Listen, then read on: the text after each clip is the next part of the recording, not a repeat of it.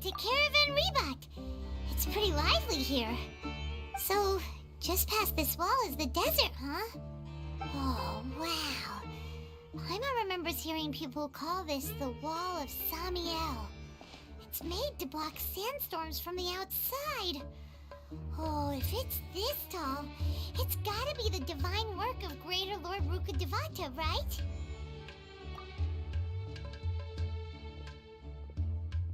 Enough gawking. Come on, follow me. Huh?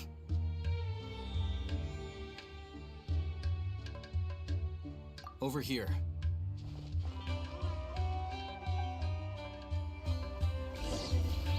Oh, Hatham went that way! Let's hurry up and follow him. Wonder what he's up to.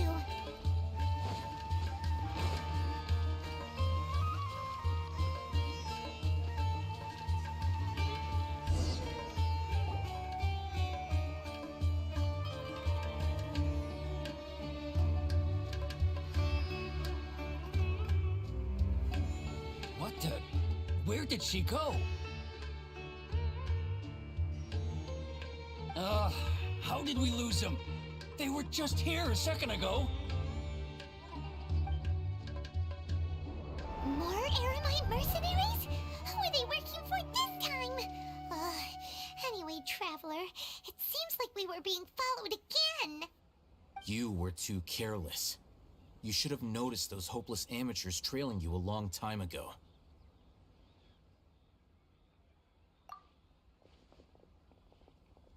There's no need to thank me. I've never cared to keep track of personal favors. All I did was correct a mistake I happened to come across. It's a habit I developed at the academia. You really gave Paimon a scare, Alhaitham. We never thought we'd run into you here. Last time we met at Port Ormos, didn't you say you were going back to the academia? Wait, don't tell Paimon that you're here to take us back on their orders. Oh, so you've already landed yourselves on the academia's hit list. I can't say that I didn't expect it. However, had I wished to turn you over to the academia, don't you think you'd already be the Eremites' honored guests by now? Oh, right. You do have a point. I have no interest in running errands for that project. As a scholar, I've always belonged to the camp that promotes researcher autonomy. And these days, you're more fascinating than anything the sages can offer. Not quite. To tell you the truth, I'm still investigating the Divine Knowledge Capsule. Unfortunately, I've run into some difficulties. Everyone says the capsule originated in the desert and was eventually moved to Port Ormos. If I am to get to the bottom of this, I must understand how the capsule first came to be. Which brings me back to you, and why you're so interesting. The leader of Ain al-Ahmar used the Divine Knowledge Capsule right in front of you, and upon seeing him, your expression became perplexed, and you were lost in thought for quite some time. To have that kind of reaction, I think you must have realized something. Are you interested at all in sharing what you've been hiding from me?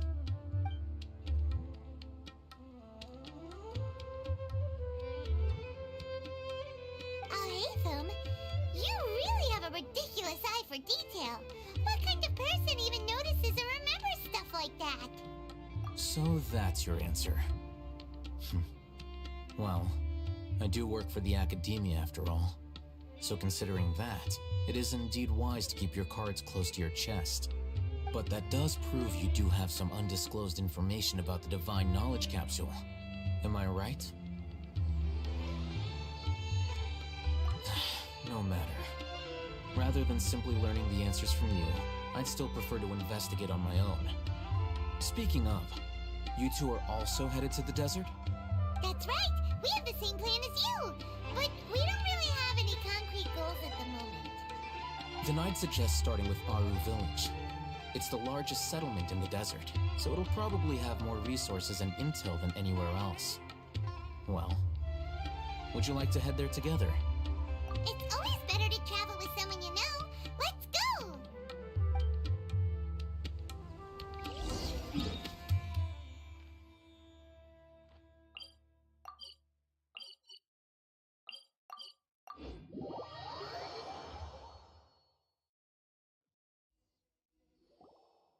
Before us lies Aru Village, the safe haven of the desert folk. Whoa, this landscape is really something else. What a cool place! Let's go check it out!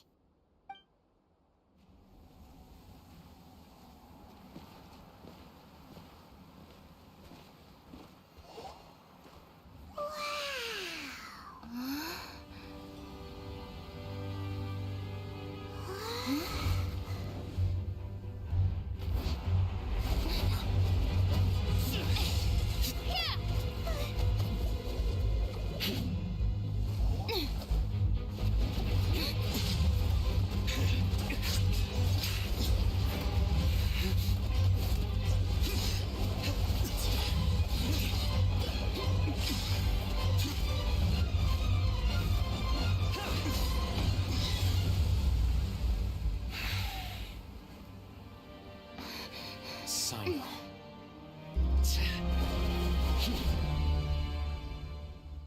Unless my memory fails me, we have barely spoken 2 words to each other before now at the Academia. Would you care to enlighten me as to when and how I invited the General Mahamatra's wrath? Oh, Hatham. Do not think you can escape my judgment, just because you managed to escape my attack. Judgment? So that's how you'd characterize your actions here, is it? Or would elimination perhaps be a more accurate description? Had I used my full strength, not even this traveler would have been able to stop me. Though styled like an assassination, I sought only to ensure that my target would be unable to flee or resist. Standard practice for the Matra, as well you know. Seemed to me more like your own personal touch. Who is that, Alhaitham? Did you call him General Mahamatra? Yes. General Mahamatra Sino, head of all the Matra at the Academia. He's a formidable hunter, and the ultimate nightmare for any who have committed academic crimes. You seem to have placed a lot of trust in Alhaitham, to the point of blocking an attack for him. If I were you, I'd never choose to side with him. I wouldn't believe a single word that comes out of his mouth. I have been pursuing this scribe for a long time. I urge you, stand back and do not seek to defend him any longer. Otherwise, there will be consequences. Has Alhaitham done something wrong? Hyman doesn't think he's as bad as you made him out to be. I won't waste my breath explaining things. Alhaitham, I saw it during our fight. Take it out. The divine knowledge capsule you're hiding on your person. Unless you want me to retrieve it for myself. Very perceptive of you. Nothing escapes a Matra's senses. Wait, the divine knowledge capsule? Didn't it fall into the Matra's hands in Port Ormos? No wonder you speak with such confidence, Sino. But I must admit, I'm very curious. What does this capsule mean to you? And why, as General Mahamatra of the Academia, are you all alone in the desert? As far as I'm aware, the other Matra have been speculating about your disappearance. Have you been given a mission that's, let's say, morally dubious? If I was the real target of your mission, what was stopping you from simply using your authority and resources to judge me within the walls of the Academia?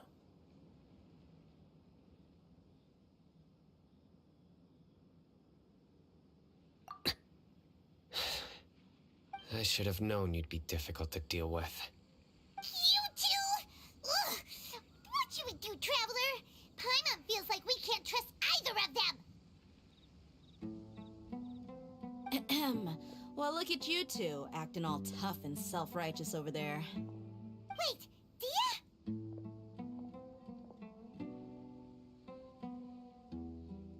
Great! Finally, someone that we can trust! You gotta help us out here, otherwise these two are gonna start fighting again! Yeah, sure looks that way. 2 giants from the Academia duking it out once and for all. Not something you get to see every day, that's for sure. Listen, I know you academic types love to fill up your big brains with self-righteous morality and lord your empty rules and virtues over each other. But how dare you bring your petty disputes into the safe haven of Aru Village? It seems like someone's gonna have to beat some sense into your thick skulls until you finally learn to respect these grounds.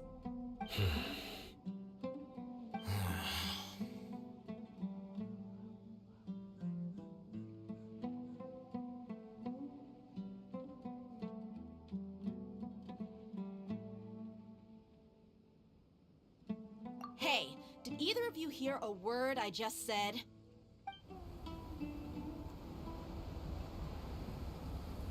Whoa, what's going on? The wind's so strong. Is this a sandstorm? Punch. Another sandstorm? What's up with these recently? Hey! All of you, over here, quickly! We have to take cover! Someone's calling for us! Oh, this wind is... That sounded like Candace. Come on, you two. Jeez, are all of you academia folks such hard work? Move it! All right, stop yelling.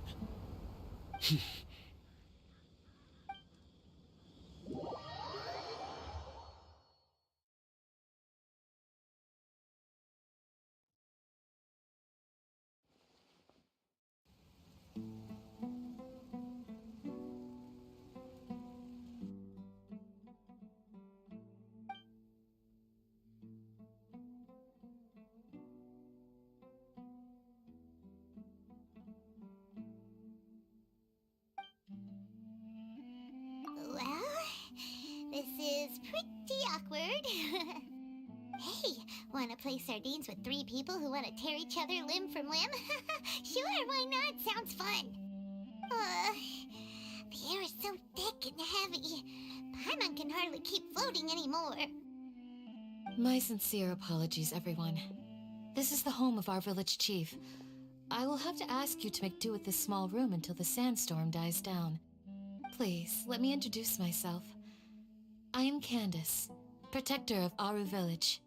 Our savior has come at last! Nice to meet you, Candace. The name's Paimon. Thank you so much for helping us. There's no need to thank me. It's only right to help each other when the weather gets rough.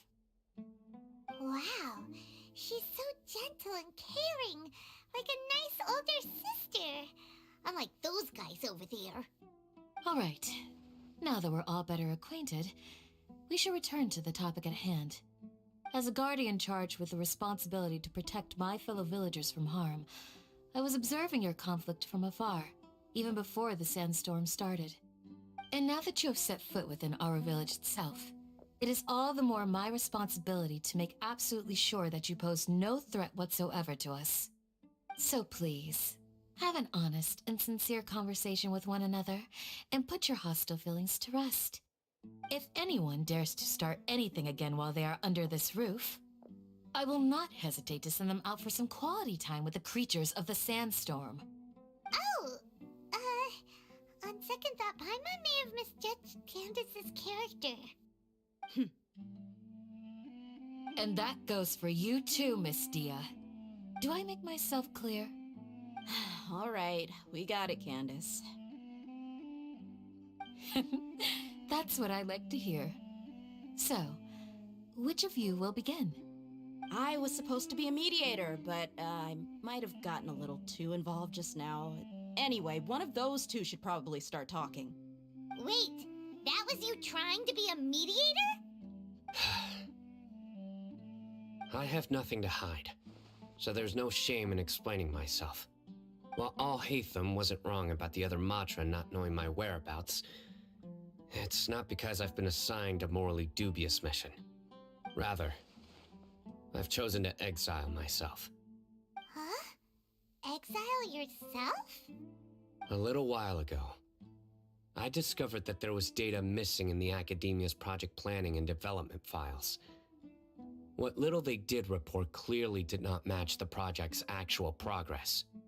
As General Mahamatra, I had the responsibility and authority to request an audit. However, to my surprise, the person responsible for the erroneous data was none other than Grand Sage Azar himself. I tried to investigate the issue myself before submitting a formal audit request, but I soon found that all leads and potential pieces of incriminating evidence were carefully concealed from me. I began to realize that they were cautious of me from the very beginning. Unsurprisingly, the Grand Sage rejected my audit request as soon as the submission reached his desk. He even said to me, "The power of the General Mahamatra is granted by the sages. You have no right to judge us." So they really are up to no good. I realized then that to the Grand Sage, the Matra are nothing more than tools for the sages to assert and maintain their control over knowledge. The vows that we took, the principles that we strive to uphold, they are meaningless to the academia of today.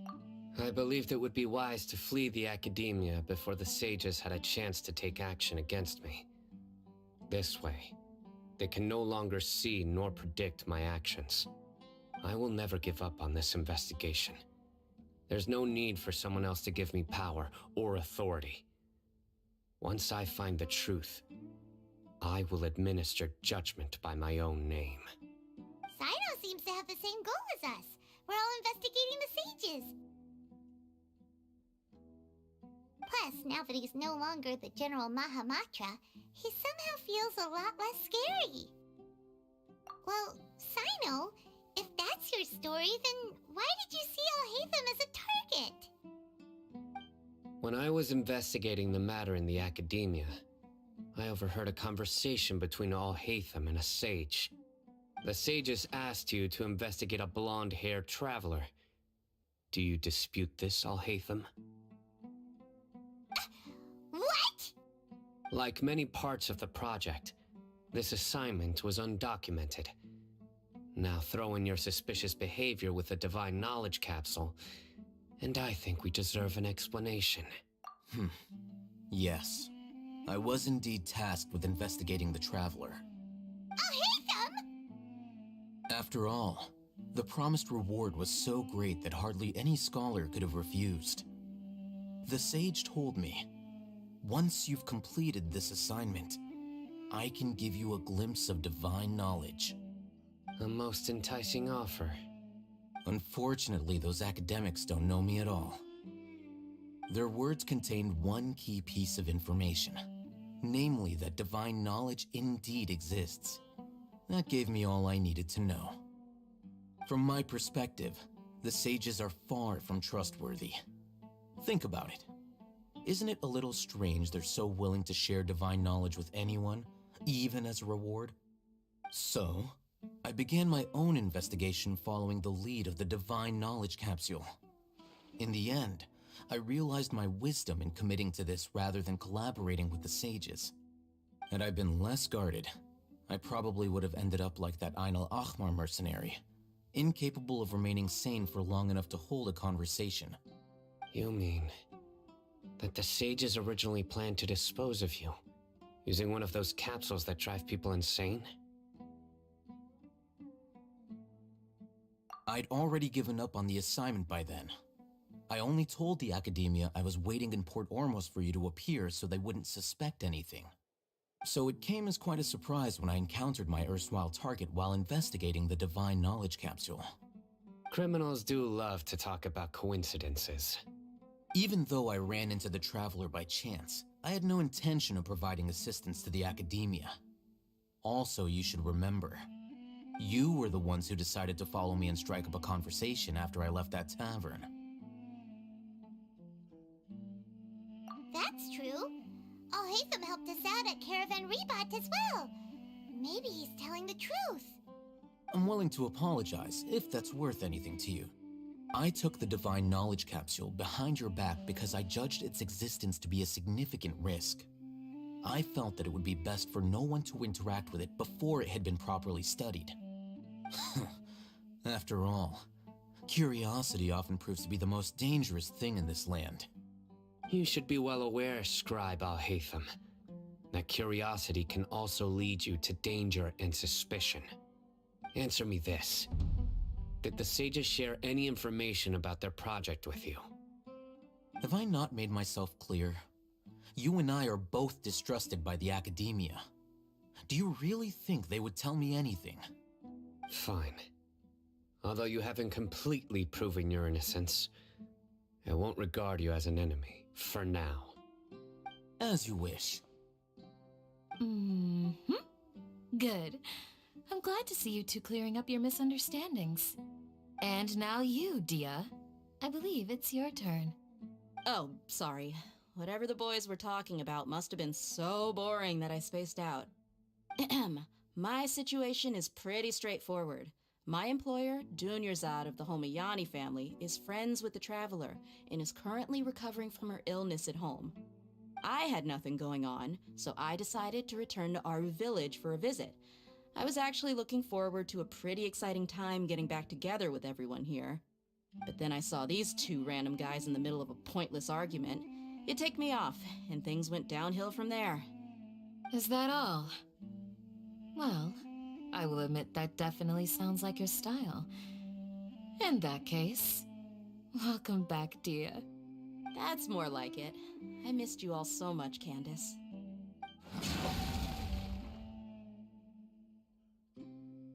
Whoa! What was that sound? No need to worry. Now that you're no longer at each other's throats, please make yourselves at home.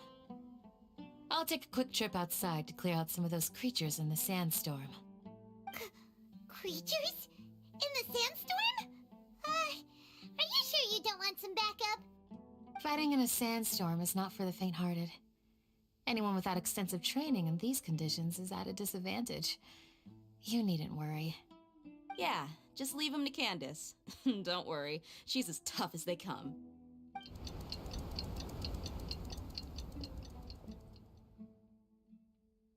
The wind's died down.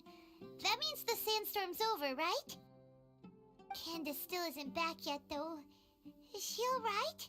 Maybe we should go out and check on her. When you put it that way, even I'm starting to feel a little worried. All right, let's go.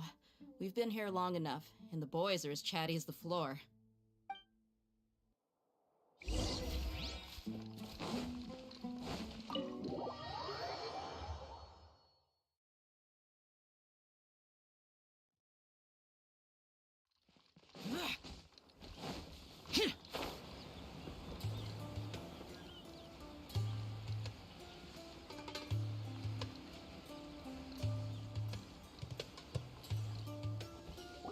Oh, Candace, you're still fighting? You've been out here dealing with these creatures the entire time? Yes. They just keep coming in waves. I've lost count of how many I've defeated. Before I realized it, even the sandstorm had stopped. Ah, here comes another wave! Leave this round to us. I got interrupted earlier, but now I have something to take my anger out on. It's been quite a while since I've seen the Flame Mane in action. I'll leave these to you then. I'll be sure to put on a good show. Let's go! Let's play! Rest and rebuild!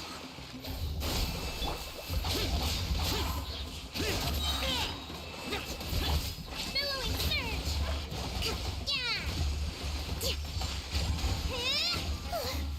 Here comes another wave! When are they ever gonna let up?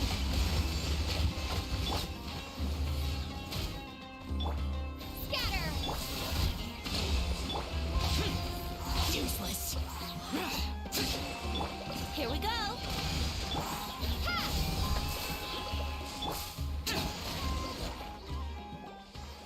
The creatures stopped appearing. Was that the last of them? What we fought just now was probably the aftermath of the sandstorm. So we should be safe for the time being. Well fought, everyone. No injuries, I hope. Huh? Who are you? Ah, my apologies. I haven't had a chance to greet you yet. I had my hands full taking care of the village's elderly and children. I am the chief of Aru Village. Everyone usually calls me Uncle Anpu. Sir, I am also originally from the desert. but I have not been back for some time now. May I ask if such sandstorms are common? I can't say they've always been common, but recently the storms have become increasingly severe and frequent. Besides sandstorms, we also occasionally get earthquakes. According to an investigator who stayed in the village a while ago, these unusual natural phenomena are related to the withering of Irminsul. Another effect of Irminsul's withering. So, Irminsul's withering causes withering zones in the forest, and sandstorms and earthquakes here in the desert? Everything in the natural world is inextricably connected to Irminsul. These regional symptoms can indeed be a reflection of Irminsul's present state. Everyone in Aru Village needs to take good care of themselves. Speaking of which, why haven't I seen a single village keeper since I got here? Village keeper? Who are they? Village guards like Candace? Does your curiosity know no bounds? Village Keeper is how Aru Village refers to mad scholars exiled here by the academia. Most of them are scholars who lost their sanity after a period of training in the Avidia forest. The academia believes that their crazed mutterings may have a negative effect on the psyches of other scholars. So, they're forcibly exiled to the desert.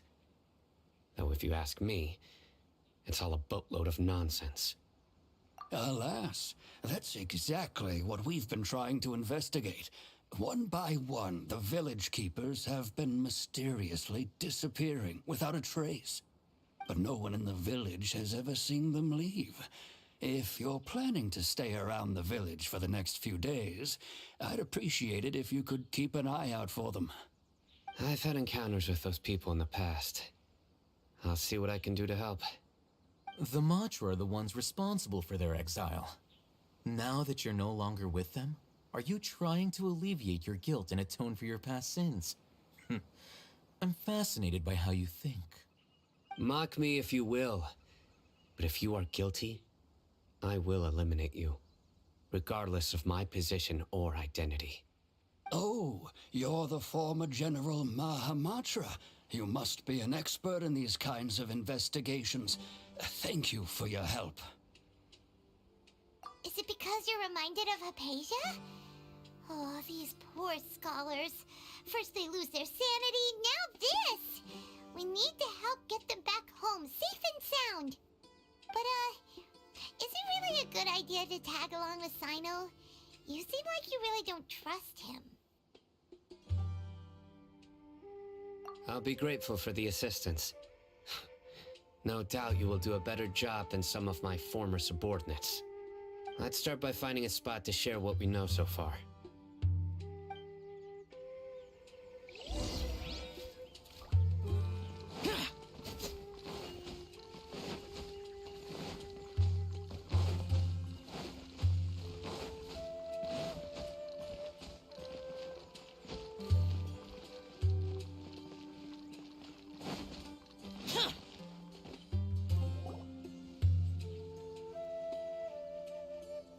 Although I've sent myself into exile, I'm still doing essentially the same things as before. Do you still have any questions for me before we start our investigation?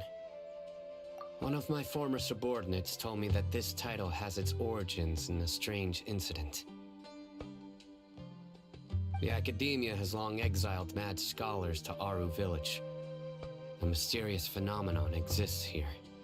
When mad scholars first arrive, they are as incoherent and deranged as before.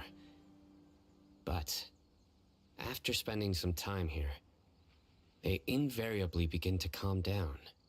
Initially, the people of Aru Village greatly resented having to take in the mad scholars.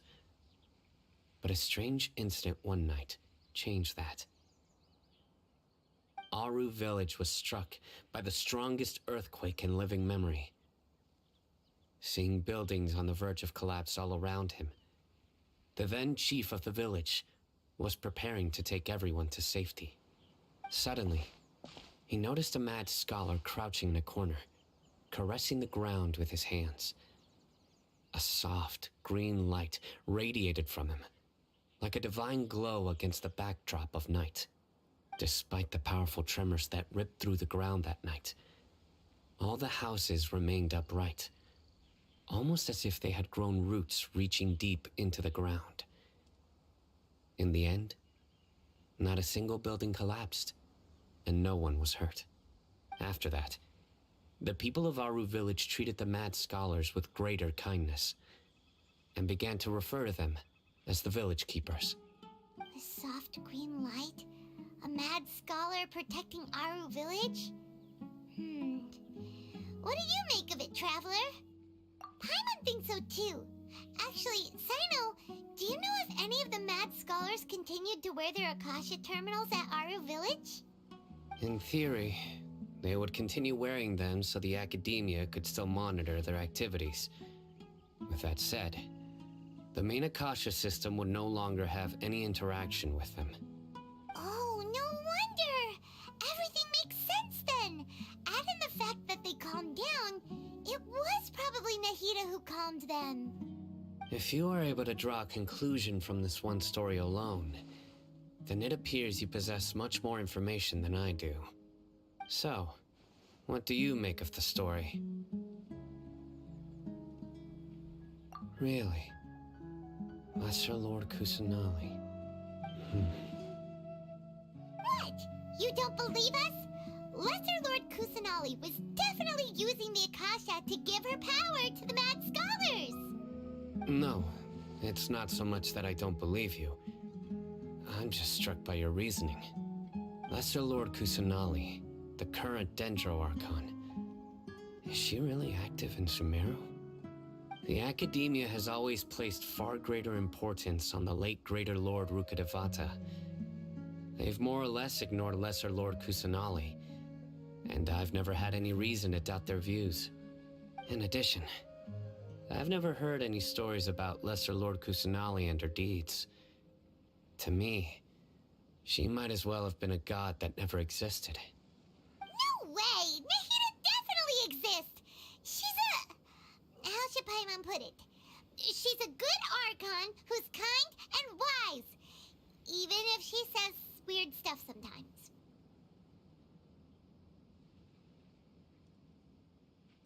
I've spent many years interrogating criminals, so I can easily tell when someone is lying. Good! Then you should know that we're telling the truth!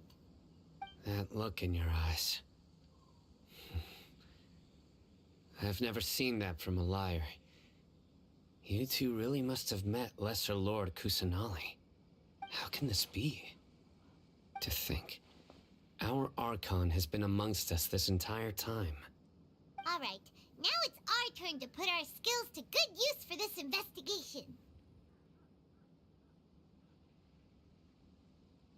But easier said than done, especially since we don't have any leads. Maybe we can start by knocking on some doors. Excuse me, are you here to help me find my grandpa? Huh? Who are you? By the sounds of it, a resident of this village. My name is Isak. You'll help me find my grandpa, right? Is your grandpa a mad scholar? Hey, don't say that. Grandpa is just Grandpa. Why do you have to call him that? It's not like he's a bad person or anything. The person you're referring to is not a local, yet you are. Why do you call him Grandpa? Grandpa is just Grandpa. He's my family. I heard everything you said to the village chief. Please, you gotta take me with you. I want to find my grandpa. I swear I'll help. I won't be a nuisance. Ah, so you're the one who was eavesdropping on us around the village chief's house. I was planning to go out and take care of whoever it was, but I had a vague feeling that they didn't harbor any ill intent. Whoa. Haven wasn't kidding about Matra having sharp senses. He's just a kid. All he wants is to find his grandpa. Let's find a way to help him. Sorry, I was only listening in because I wanted to know where Grandpa went. Honest. If you don't believe me, you can ask Miss Candace. All right. But first, let's confirm the facts with Candace.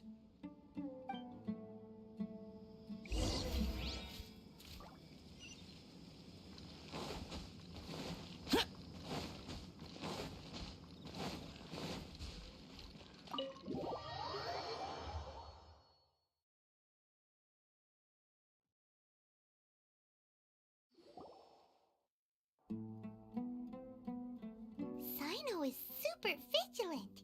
Is this what all the Matra are like? Ah, you're back already. We just wanted to confirm something with you. Do you know a boy by the name of Isak? I had a feeling he'd go looking for you. Huh? You knew this would happen? Yes. Although he tried his best to stay hidden, I still noticed him eavesdropping outside the window. He really wants to get his grandfather back. Isak's parents were both Aramite mercenaries who rarely returned to the village after finding employment in the city. He was raised by his grandfather. Unfortunately, it was only a few years before his grandpa passed away. Isak was still very young at the time, so various families in the village took turns caring for him so he could survive.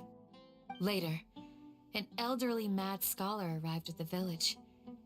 Isak thought the scholar bore a striking resemblance to his grandfather, and thus often spied on the man.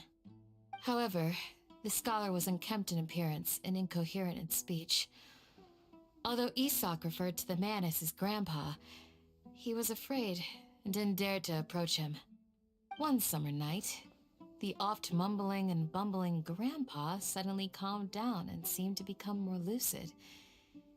He even noticed Isak hiding in the distance. So Grandpa walked up to Isak and patted him on the head.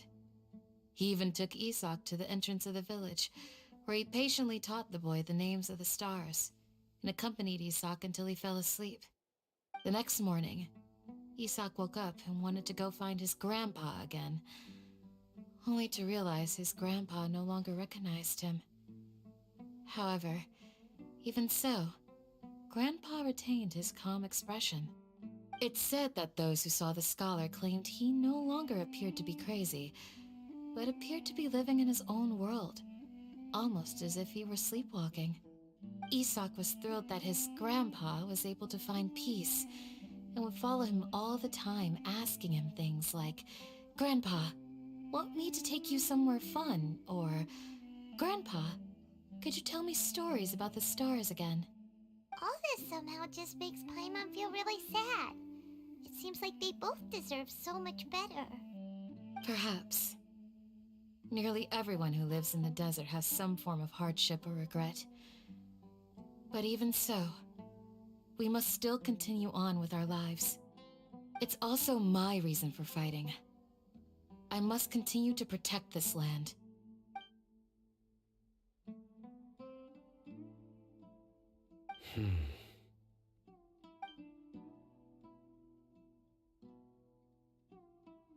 Maybe the people have always had a considerate God watching over them. Huh? What did you say, Sino? No, nothing. As long as Isak keeps his word and doesn't get in our way, we can take him along. Perhaps you are more compassionate than I gave you credit for. Please accept my thanks on Isak's behalf, Sino.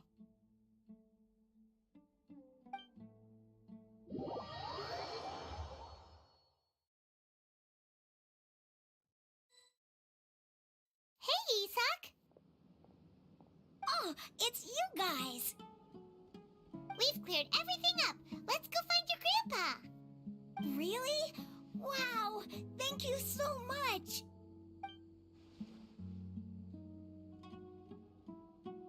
Yeah! Alright. Let's ask the local residents some questions first.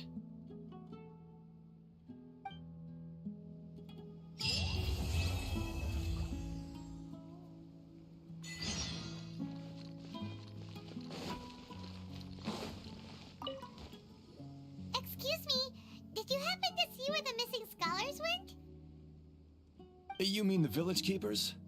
Oh, let me think. When I was eating dinner the other day, I saw one of them by the side of the road, muttering away and eating mushrooms and tree roots. They shouldn't go around eating that kind of stuff. Okay. Did you notice anything else? Anything else? No, I think that's all I have to tell you. Sorry.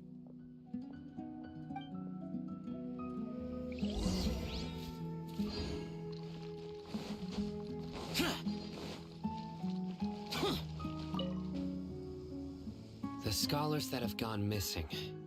Have you seen them? Those eyes. Those fierce eyes. You look like a real fighter. Don't change the subject. Right. You were asking about the the mad scholars. I think it's been a few days since I last saw them. I usually go to bed pretty early, so I'm not too familiar with what goes on at night. But honestly, I feel quite sympathetic towards them. Even though they act a little strange, they've helped me in the past. If it weren't for them, my house would have collapsed long ago. Do you also think Grandpa and the others are good people? Grandpa? Oh, hello there. It's little Isak. You mean that nice man who looks like your grandpa's long-lost twin, right? He was actually the one who protected my house. I saw it with my own eyes. He happened to be staying near my house that day and was doing something with his hands on the ground. It still feels pretty surreal now that I think back on it. Did someone teach them how to do that? Well, whatever the case, I'll always be thankful to him and whoever taught him to look out for others. I'm pretty sure that if I ever went mad, I wouldn't be able to do anything like that. Gotcha. Thank you.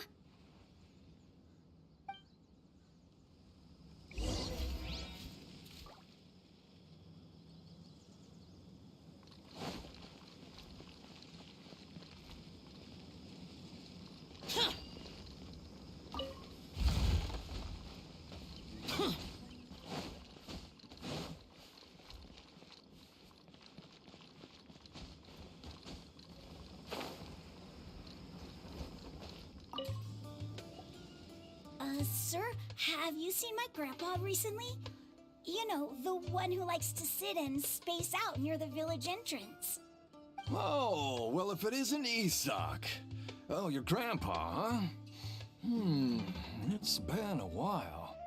The last time I saw him, he was spacing out by the road as usual. I went and asked him if he'd like any of the food I had prepared, despite my wife's protests. Like many people, she's really quite terrified of them. And speaking of my wife, she's still always complaining about how I don't make enough mora. Might explain why she's always mad at me. Oh, thank you. Thank you for taking care of him. It was nothing. You're looking for him, right? Did he go for a walk and get lost? Yeah. That's no good. Well, once you found him, come by my place again and I'll cook a little something for the both of you. I've known you since you were very young, so as far as I'm concerned, you're family. Please feel free to come by anytime. Wow, what a nice guy! Okay. Thank you, sir. Huh? Don't say anything for now. Isak, stay here. Let's head over there. Stay quiet as you move.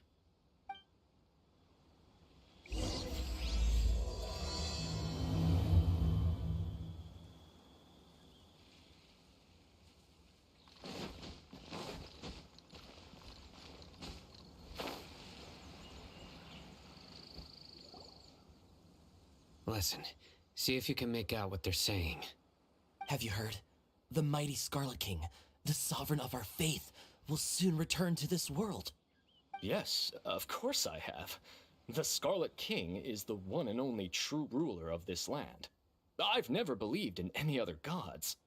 Still, you say he's coming back, but it sure doesn't feel like life's about to change around here anytime soon.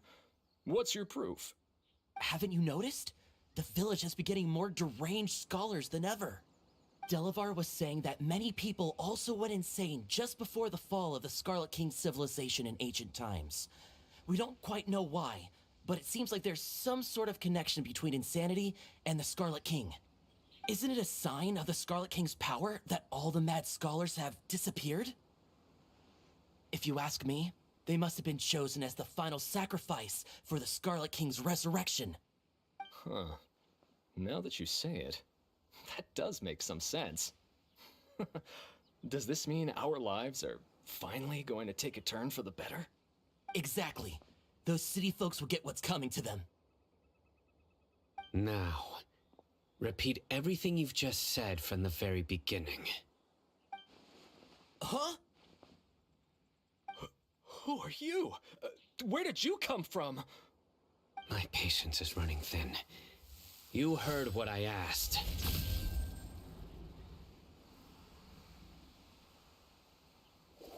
Yeah, bro, this guy's something else. Just look at his eyes. One wrong move, and he's gonna flay us alive. Let's not get on his bad side, okay? I am no match for this guy. Oh, okay, good sir. What is it you would like to know? Tell me about the Scarlet King's resurrection. Well, I only know a few things from hearsay. I went for a drink the other day and heard others talking about a rumor that the madmen will disappear and that the Scarlet King will return to this land. I'm not making this up, I swear! Hey, go on, keep talking. It's true. It's all true, sir. We desert folk have had more than enough of those people at the academia. They keep sending us all their mad scholars and won't let us have a good life. Would you want to live like this if you were in our place? The radicals were even more thrilled than me when they heard the news. We're all praying for the Scarlet King's speedy return. Delavar also said that once the Scarlet King returns to our side, it's only a matter of time before we conquer the land on the other side of the wall. They're all willing to serve under the Scarlet King and fight for a share of the glory. Is that so? Seems like he still wants to know more. Keep talking. Got it. At first, I told myself it was just the drink talking, but then all the mad scholars vanished without a trace, just as the rumors said. Please don't beat me up just for mentioning these rumors.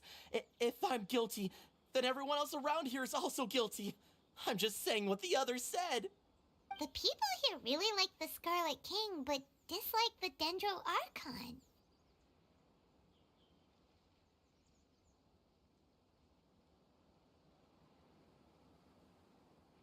Where is this radical person you talked about?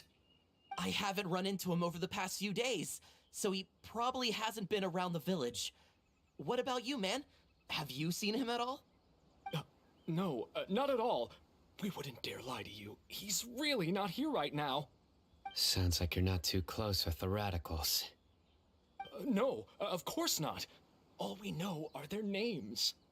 I have many ways to stop you from talking, and many others to stop you from sending warning messages. So you'd best just stay home and hope I don't hear of you trying to contact anybody. Don't do anything until I've gotten to the bottom of this. Try something foolish, and even Candace won't be able to protect you. Yes, got it. We'll do just as you say. That scared Paimon half to death. Sino is pretty terrifying. He didn't try to reassure us at all. It's like he's used to hearing that. Oh, Paimon bets lots of people have told him that before. I heard that. Sorry. It's part of being a Matra. The rumor we heard just now seems like a strong lead, but we need to check a few more places.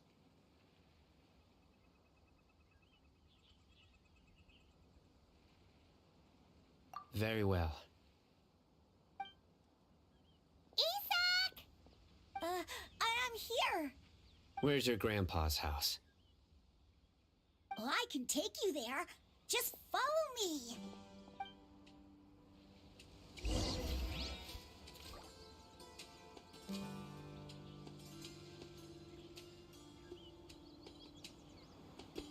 join the Eremites and embrace a wonderful new life.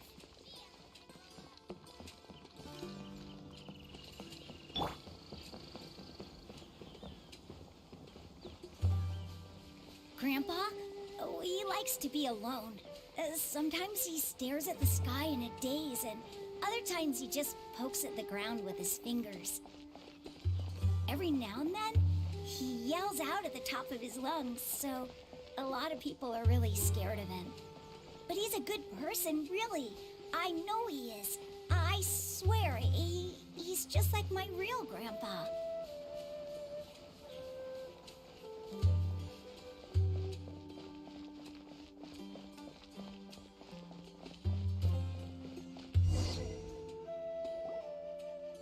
This is where Grandpa usually stays. There sure isn't much here.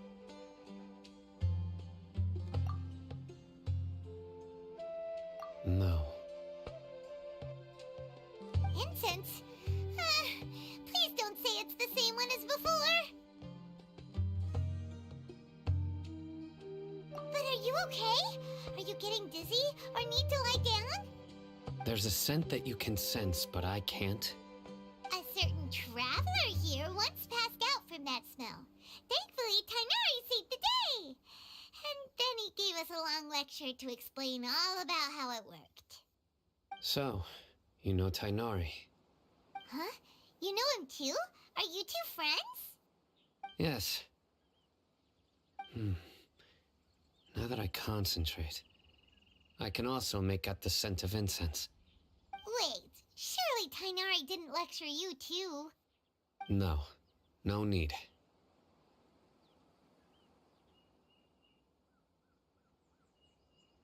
Did you first encounter this scent at Tainari's house? In the forest. From a scholar.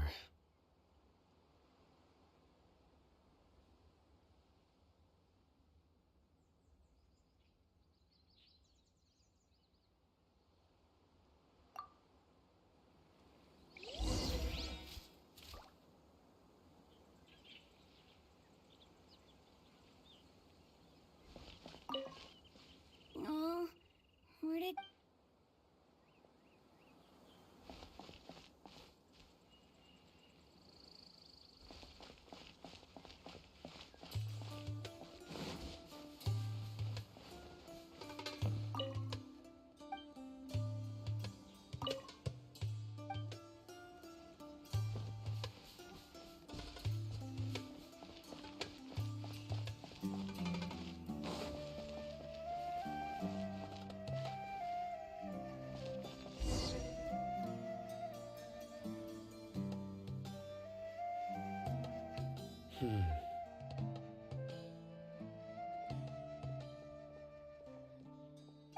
What are you looking for, Sino?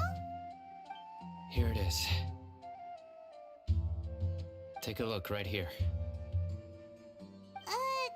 Paimon doesn't see anything. Although the traces have been completely buried in the sand, there are footprints here. From the size and shape, they belong to an adult male. This pattern is a common one from this area. Local shoes. This was probably someone from the village. The scent is quite faint, but still extant. The footprints head in the direction of the door.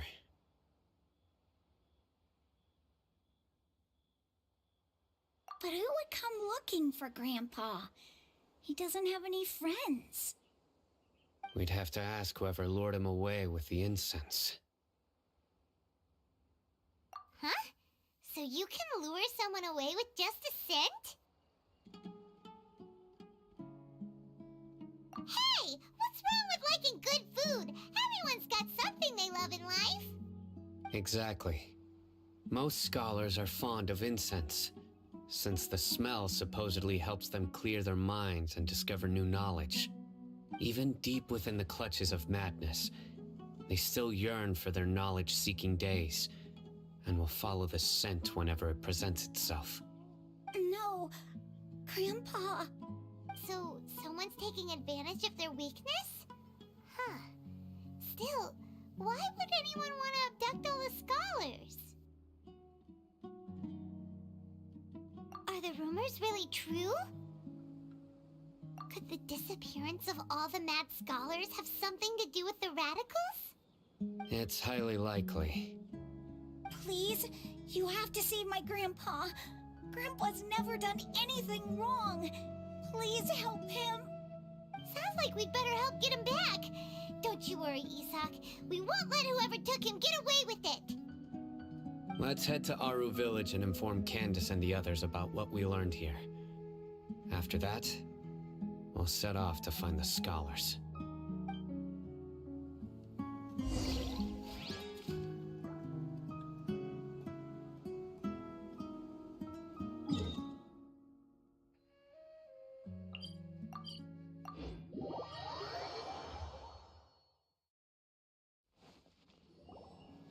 Right. We're back, Candace. We've got a lot to tell you. Ah, welcome back. Sounds like everyone's friends already. Oh, Dia's here too. You bet. So, everything goes smoothly? Reasonably. Alhaitham didn't go with you? We haven't seen him at all. Huh. I saw him around the village entrance earlier and figured he was investigating with you. I guess he must have gone off on his own. Did you find out anything useful?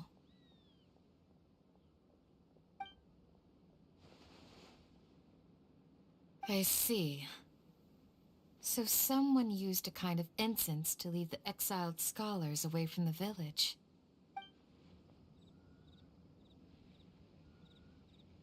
The resurrection of the Scarlet King? First I've heard of it.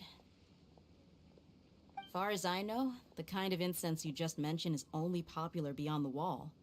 Scholars are fond of it, but as you can see, there aren't many scholars still studying around these parts. No seller would be able to make a profit here. Not to mention, making incense is a labor-intensive process. You won't see anybody in the desert with the patience to make or sell something that requires that kind of effort. It seems someone from beyond the wall must have been supporting this. Makes sense.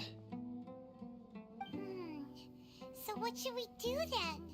Do we go back to the academia and search for leads there? If it was any other day, that would be your next logical step.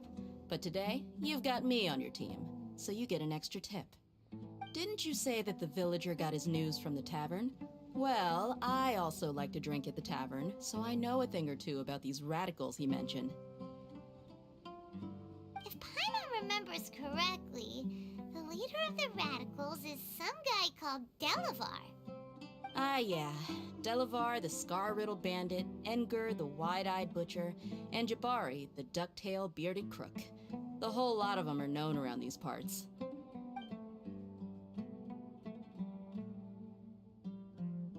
These guys have one thing in common, and that's being broke. The rougher life gets, the more they want to believe in the Scarlet King.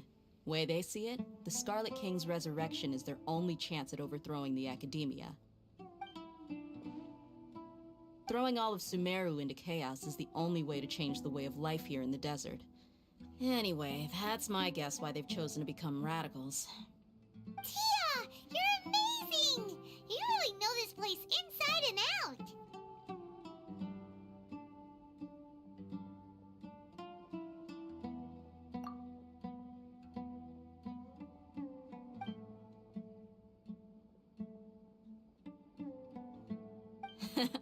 No merc can afford to slack off on gathering intelligence.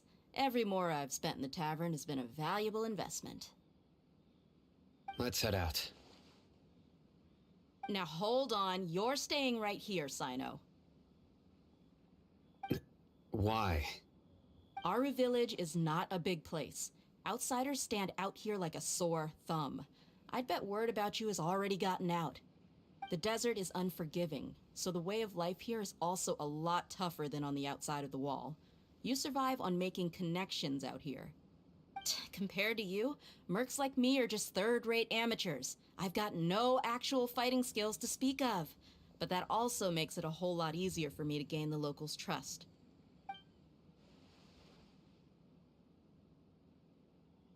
I need to go around and ask some questions, but it'll be difficult if you're with me. Fine. Good, then we've got a plan. The Traveler and Paimon will go to Caravan Rebot with me, and we'll try our best to figure out where the Mad Scholars have been taken. Sino, you'll have to stay in the village and continue investigating on your own. All right, sounds like a plan.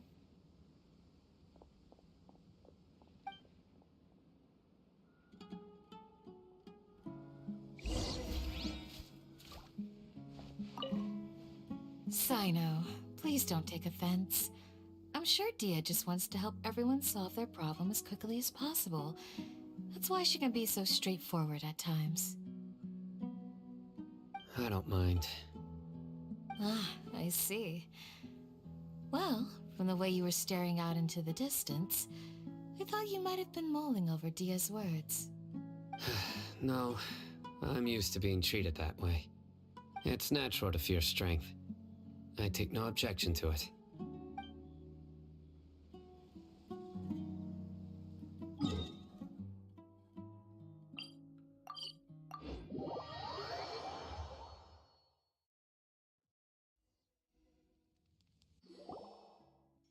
Well, here we are again. Sounds like you're starting to get familiar with the area. Paimon's amazed every time we see the wall of Samiel. How can a wall this tall even exist? It's almost unreal. I know what you mean. I had the same question every time I walked this way when I was a kid. Also, why is this high wall here? And can a wall really block sandstorms? It was only after I grew up that I realized the Wall of Samiel isn't just there to keep out the sandstorms. It serves a more important purpose, keeping out people like us. Sumeru is run by wise and mighty sages. To them, us desert dwellers are nothing but tools that can be used and discarded at their whim. We're cheap labor, like livestock, but easier to control. Nothing more.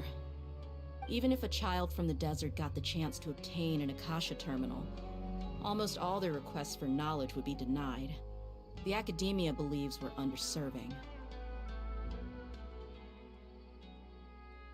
Geniuses like Sataria are 1 in a million. The other children never get a single chance to try and rewrite their fate, even though the academia knows very well that we're humans, just as they are. That's terrible. I would tear down this wall with my own hands if I could.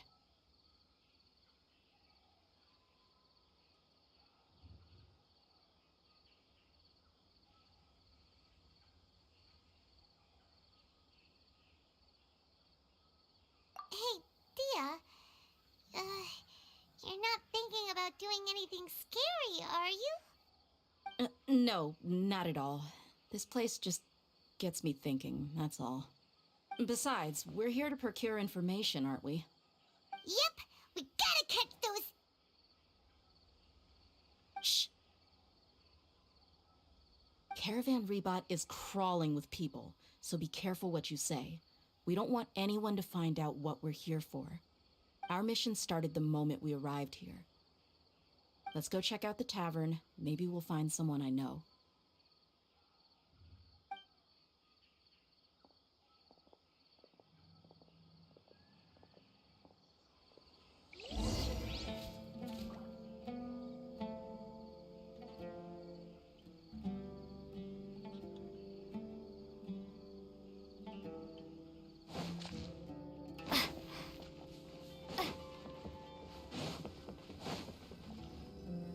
Just our luck.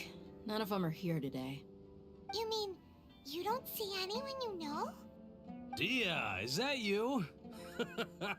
What a coincidence. You here for a drink too? Zaki. Finally, a friendly face. Oh, and who do you have with you here? Guests from another land?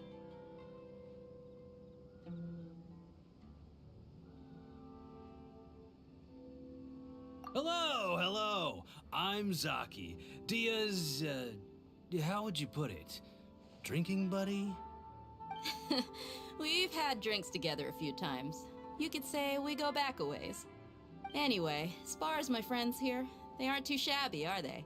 You rarely see any Outlanders so friendly and respectful nowadays. Absolutely. Much better than those people on the other side of the wall. So, Dia, are you looking for someone? Yeah. Have you seen Engur, Delavar, or Jabari recently? Of course I have. Matter of fact, we were all here drinking together just a few days ago. I've got a spice trading deal from another nation. I thought maybe Delavar and his friends might be interested. Know where I could find him? Ah, how thoughtful of you. Then I assume you also know that Delavar's been having a hard time making ends meet these days, so you came here to help him out? Hey, keep it down. Let's just say I prefer to keep this deal a secret. Y'all at Caravan Rebot are like family. If there's more to be made, why not do it together? Besides, Delavar and his friends have muscle. They'd be a good fit for escorting the goods. Yes, how considerate of you. Delavar's my friend too, so of course I can take you to him. Come with me.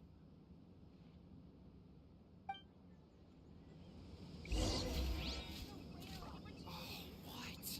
So he's not at the hotel today?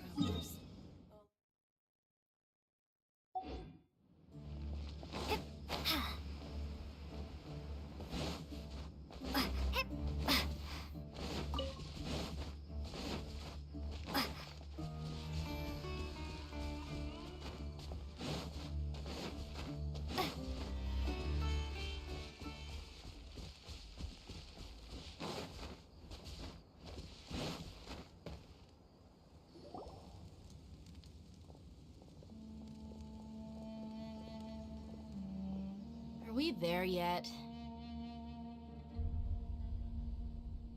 Yep, this is the place. This place is practically deserted. What are they doing in a place like this?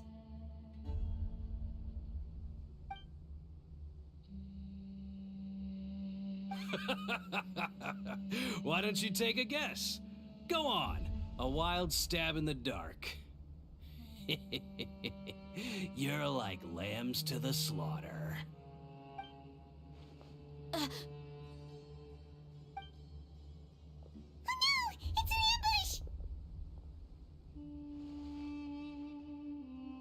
ambush! What's this all about, Zaki? Come on, Dia. You really think we didn't hear about what you said back in Aru village? The boys have kept a close eye on you from the moment you set foot there. Not only do I know that you're looking for Delavar, I also know that you've teamed up with people from the Academia to look for the missing scholars. So, you've been watching us from the very beginning? Uh-oh. Paimon knew leaving Sino behind was a mistake! And you left the strongest one in the village, didn't ya? Who do you think you are? You really thought we'd fall for your little business deal nonsense? So you and Delavar have been partners all along. Dia, I guess it's only natural for a traveling mercenary like you to be out of the loop. Those of us who hang around the tavern have stronger bonds than you think. But you got one thing right. We're all looking forward to an uprising in Sumeru. There's nothing more we'd like to see than the desert folk overthrowing the Academia. If that's the case, then I'm sure Delavar wouldn't miss a second of it. I'll be honest with you, if it weren't for what you said in the village, your little monologue about the Wall of Samiel would have convinced me that you're one of us. Delavar.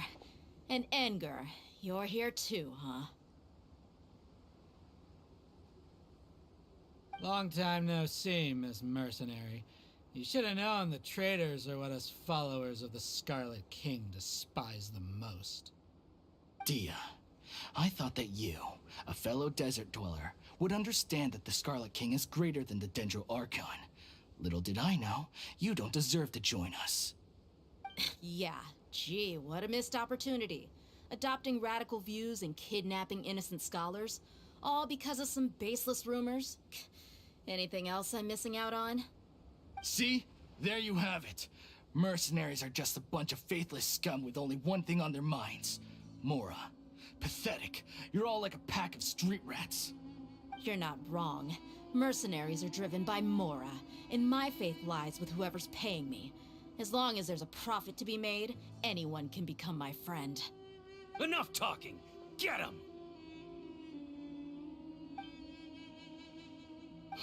Just as I expected. Let's teach him a lesson, traveler.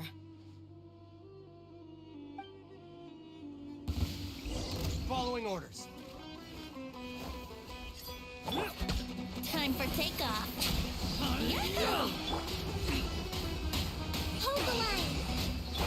Propagate.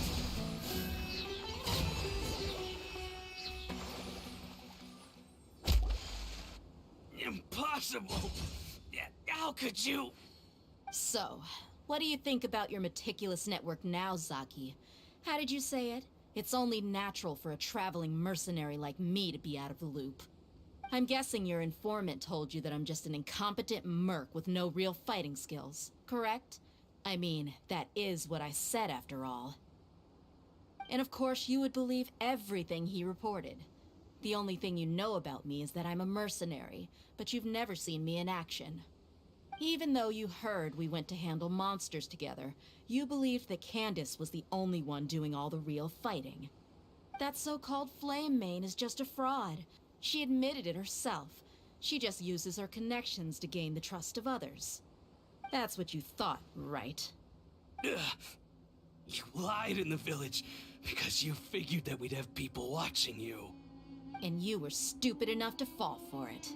I figured as much the first time we drank together. You all thought you were so smart. Pathetic. Okay, that should be all of them. Whoa! So you've been planning this since we were in Aru Village? No task can be done without preparation. I just happened to notice a couple suspicious-looking people while you were out investigating. Oh, but instead of catching them right away, you let them report back. Those two who were snooping around were just a couple small fries. If we want to get the real catch, we have to be patient and give it some time.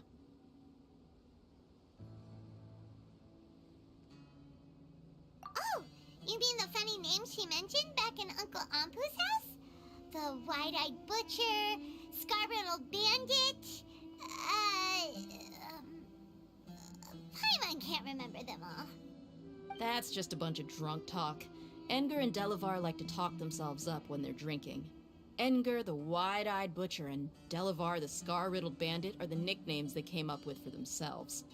Alcohol has a way of making people share what they really think.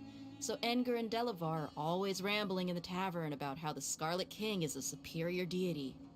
What about Zaki? He's just a numbskull who fell right into our trap. Zaki was probably the best hidden of them all. My initial plan was to find Delavar first, and then try to track him down. That's what you wanted to ask when we were at Uncle Anpu's house, right? Jabari is one of the villagers you talked to. You know, the one who wanted to treat Isak and his grandpa to some food. Wait, so he's a radical too? No, he isn't. I just needed to tack on a random villager name to make the eavesdropper think that I was making some wild guesses based on my impressions. Wow, what a genius idea! Well, that's an expert mercenary for you. Ah, you're too kind. It was straight from the usual playbook, if I'm honest. So, that thing you were saying before, is it really true? About what? About how mercenaries only care about Mora, and that anyone's a friend as long as there's a profit. Does that bother you? What makes you so sure?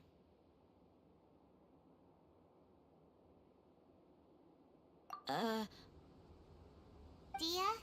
do you dislike the Dendro Archon like the other desert folk? You two are pretty sharp. No, I don't have anything against the Dendro Archon. I've heard a lot of nice things about the Lesser Lord from Dunyarzad. I can understand her devotion and gratitude. Dunyarzad's just an ordinary person. There's no way a god would be so involved in the lives of everyday people, unless they were truly compassionate. I've begun to realize that the sages are behind everything that's happened recently. The radicals' blind belief in the Scarlet King, making the Dendro Archon out to be an enemy. It's all the Academia's trickery. But I see through it all. And unlike them, I can never be hostile towards anyone who's never done anything wrong. Dia. Anyway, looks like we're done with business here. Traveler, lend me a hand. Let's tie him up and bring him to the village.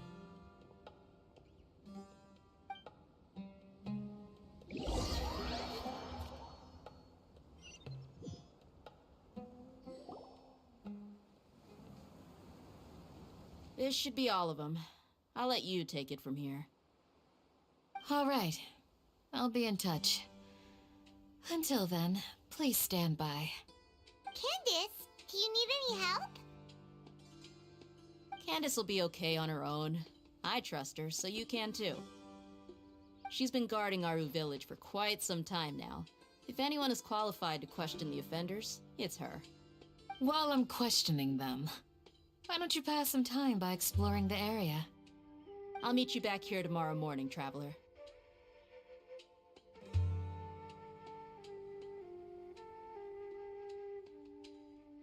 As for these idiots, let's just hope they live to see another day.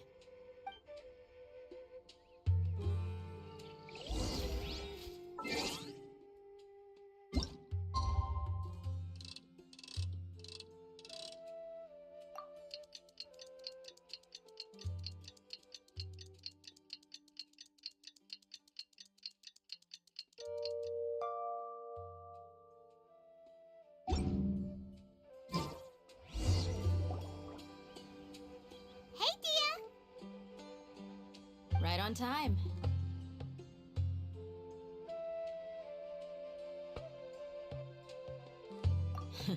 We'll know any moment now. Paimon's been wondering. You seem to know Candace pretty well. Have you been friends for a long time? We've known each other for some time now. She's a pretty interesting person. Even though she's an extremely strong warrior, she never misuses her powers against others. Oh, Paimon knows what you mean. Like a lot of martial artists say, never take the fight outside the ring. Yep, I guess you can put it that way. It takes strong convictions to be as dedicated as she is, and shoulder that kind of responsibility. Us mercs, on the other hand, we pretty much live from one day to the next. Well, Paimon thinks you're great too. Really? Thanks for that.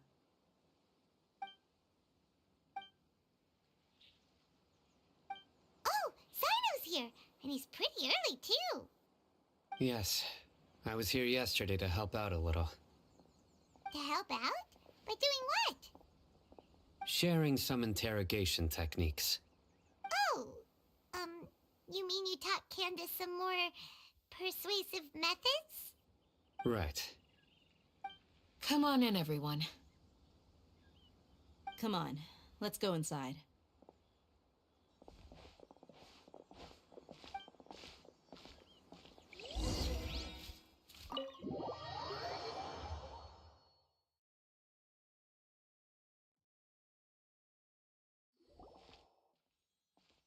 Candace, where? Whoa, you look furious. Do I? Huh. What gave it away? Oh, there's no mask that can hide true bloodlust. Cover up your eyes, and it'll still show itself at the corners of your mouth. Perhaps I need to work on my composure. Still, it's perfectly understandable why I'm angry. I'm sure everyone present would agree. Yes, ma'am. Please, don't beat us anymore. We're gonna die. Well, looks like Sino taught her well.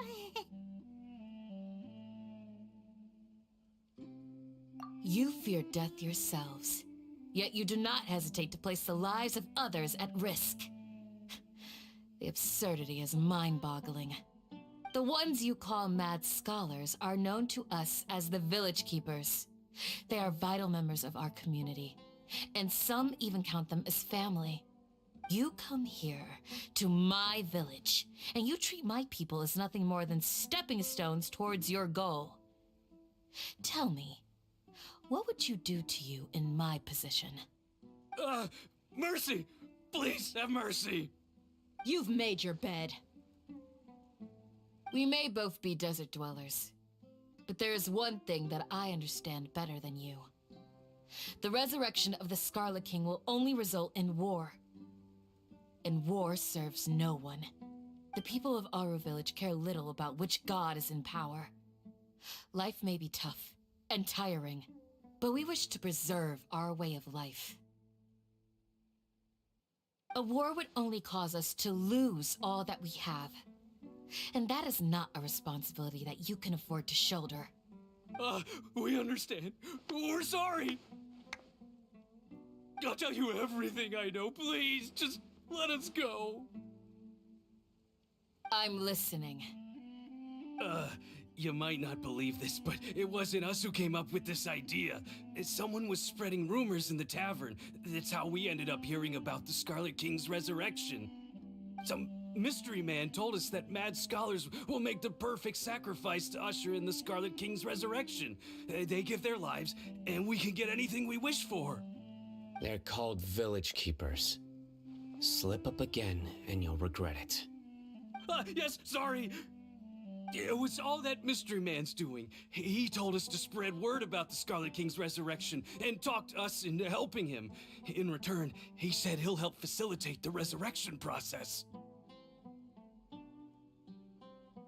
I'm not sure. That's one. Huh? One what? Strike. You get a total of 3. Then, you die by my hand. Wait, I'm telling the truth. We don't know anything. It was all him. 2. He got us to lure them out of their houses in the night with some kind of incense. We take them to a junction outside the village. Then the mystery guy takes them from there. You gotta believe me, please. I'm telling the truth, I swear. Just ask them if you don't believe me. That was indeed the truth. Traveler, go on.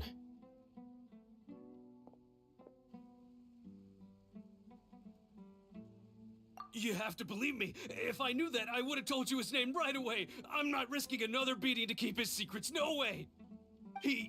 That guy, he wears a cloak, and he's always careful to cover his face. He calls himself the Scarlet King's envoy. I believe I may know what's going on. Uncle Anpu? What do you mean?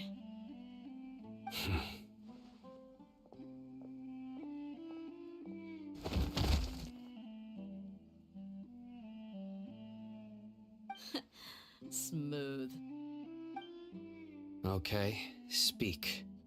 If my suspicions are correct, this mystery man they speak of could be from the Academia.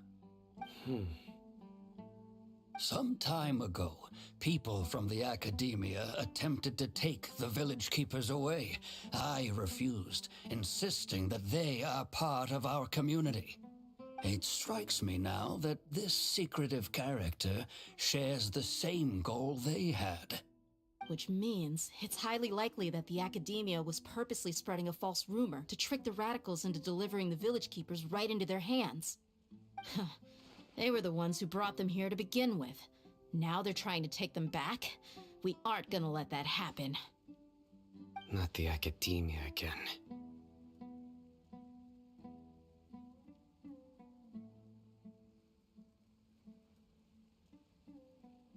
Just as I thought. But what could they want with the village keepers? People are nothing but tools in the eyes of the Academia. A change in their plans likely means they found another way to exploit the scholars. Regardless, our top priority now is locating the village keepers. You're right. Isak is still waiting for news on his grandpa. Time to go. Let's leave the village and try to track them down. Yes. Pack up and get ready to leave. You got it. Candace, I'll let you deal with the radicals. Leave everything outside the village to us. All right. Let's meet back here once everyone's ready.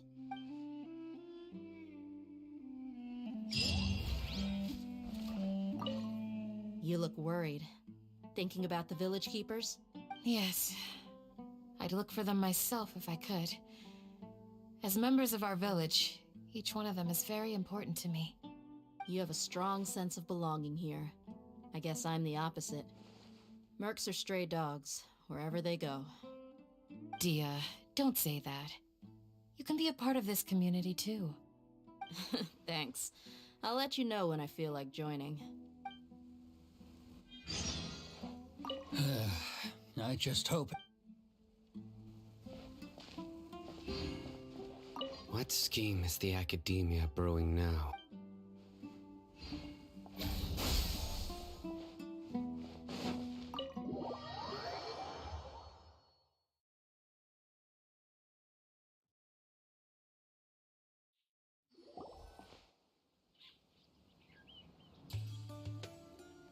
Let's get some food in us and then we'll... Whoa! Where did you come from? Well, as you can see, I am merely sitting here and reviewing what we have deduced thus far. You were gone for ages! And now you're suddenly sitting here musing to yourself? Where have you been anyway?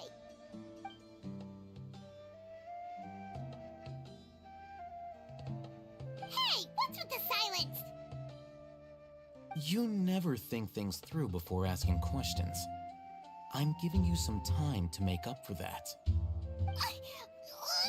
Paimon's so mad! Paimon's gonna give you an ugly nickname! Never mind. Paimon's got nothing. There's just nothing super obvious to pick with this guy. It makes it so hard. Well, you've heard nothing to suggest I left this whole time. So clearly, I stayed in the village to investigate. Anyway, you plan to leave Aru village and keep searching for the truth of this matter, yes? Yep. We're not gonna find out anything more by staying here, so we thought that we might as well take the search elsewhere.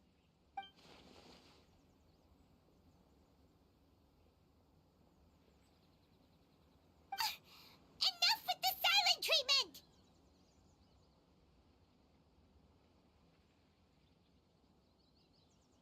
No. I'm just surprised that you decided to team up with him. All Hatham, you haven't helped us out at all ever since we arrived at Aru village. Bold of you to question our choices. Yeah, you're all talk. While you were investigating, I had my own work to do, which I've now finished. Really? Paimon doesn't believe you. To be honest, we aren't really a team, so I have no obligation to inform you of my whereabouts. Not to mention that going separate ways allowed me to find some important information that you all had missed. Huh? Right here in the village? Correct. What did you learn? I'm going to take you to someone. But before that, you need to understand where she's coming from. What does that mean? How do you think the residents of Aru village feel about what we're doing?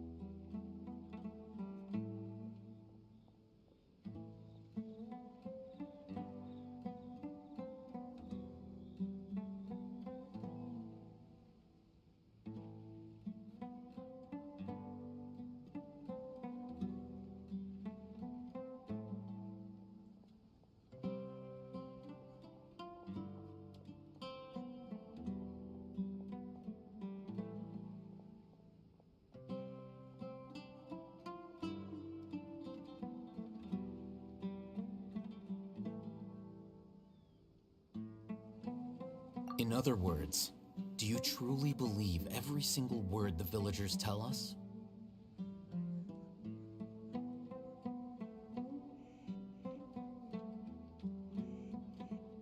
You mean some of them lied to us? Hiding the truth does not necessarily equate to lying. Again, these people have their reasons. Remember what Gandis said? Most people in Aru village don't necessarily care which deity is in charge of Sumeru. That's because whether the Scarlet King or the Dendro Archon has power is of little significance to them. By contrast, the perils of their daily lives are ever-present concerns. They won't simply share everything they know with you without good reason. That's why you believed there was no further information to be found in this village. Glad you're following along. Among those you have talked to, there's someone who was consciously keeping you out of the loop. In fact, she's been observing your every move since you arrived. The reason being, to someone who only wants to live their life in peace, any external factors introduce unpredictability into the equation. Those eyes. Those fierce eyes. You look like a real fighter. Don't change the subject. It's quite obvious that she's intimidated by Sino's authority and strength. Right. You were asking about the mad scholars. She corrected herself mid-sentence because she's aware that there are Scarlet King fanatics in the village. If she sounds too friendly towards the village keepers, she could easily make herself the radicals' next target. I think it's been a few days since I last saw them. I usually go to bed pretty early, so I'm not too familiar with what goes on at night. Remember? She made a point of denying her involvement in anything that occurs at night. But honestly, I feel quite sympathetic towards them. Even though they act a little strange, they've helped me in the past. If it weren't for them, my house would have collapsed long ago. After speaking to the village chief, it became clear that the village keepers had protected Aru village at night. In other words, the young miss was very much awake during that time. Then why would she lie? By getting involved with an outsider, she risks drawing unwanted attention to herself. As for why she might be so wary about all this, maybe you should ask her. I'll pass on this one. You said that she is afraid of me. If so, it's best if I stay out of this. We're on it!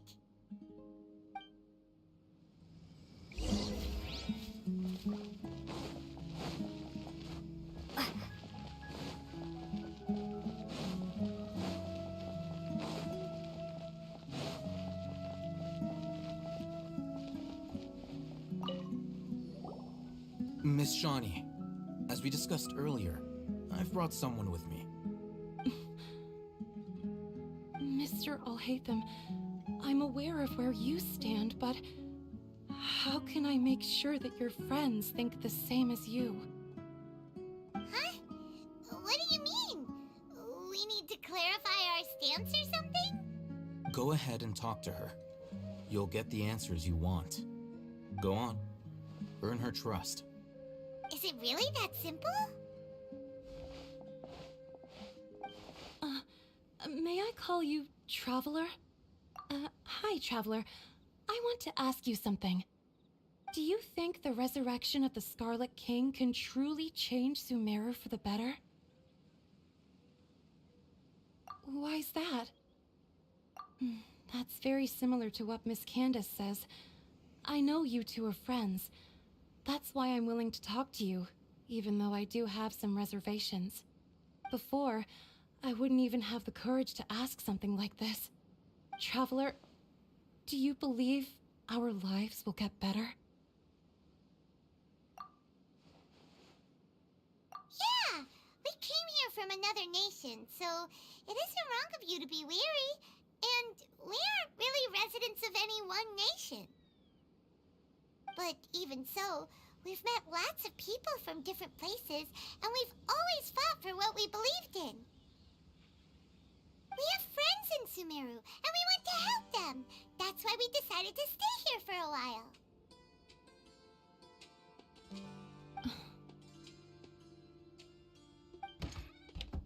I want to trust you. My apologies for posing my questions like that. To be honest, I didn't expect you to come back for more information.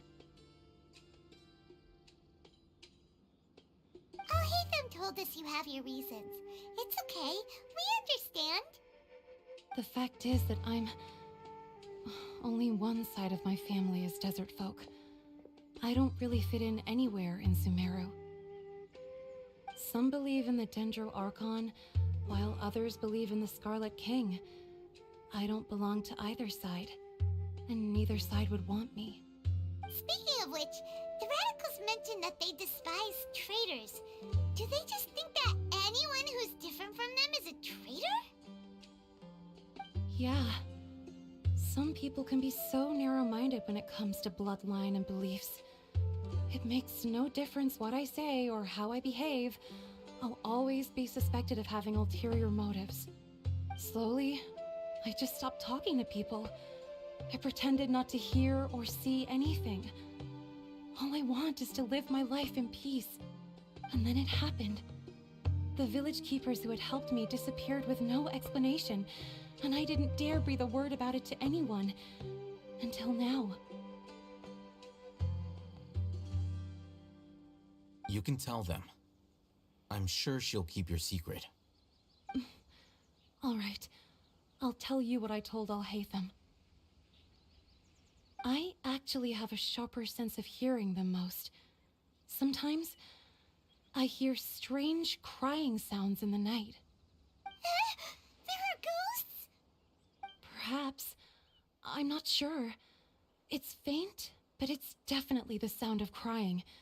It comes from far away in the distance, and always carries very raw emotion.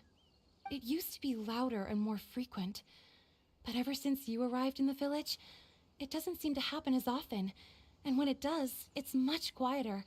I have to focus really hard to make it out. I confirmed this with the guards on night duty. They also have someone with a good ear, and he's heard similar sounds at night. But, because we're in the middle of a desert, he would rather believe that they are the cries of beasts than ghosts.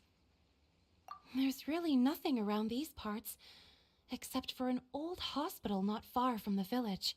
I think they used to use it for treating Elazar, but it's been abandoned for years. Yeah, let's go!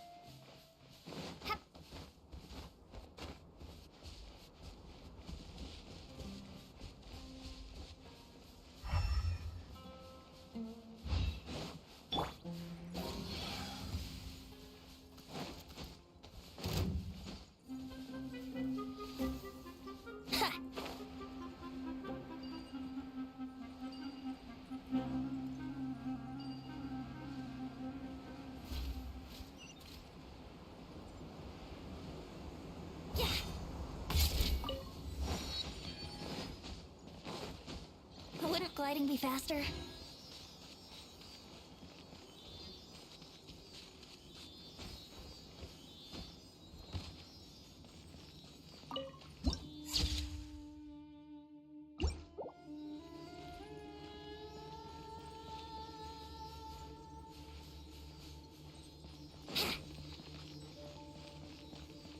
Sounds good to me. Think you can get away? Rest and rebuild! Provisions are vital. Brace yourselves!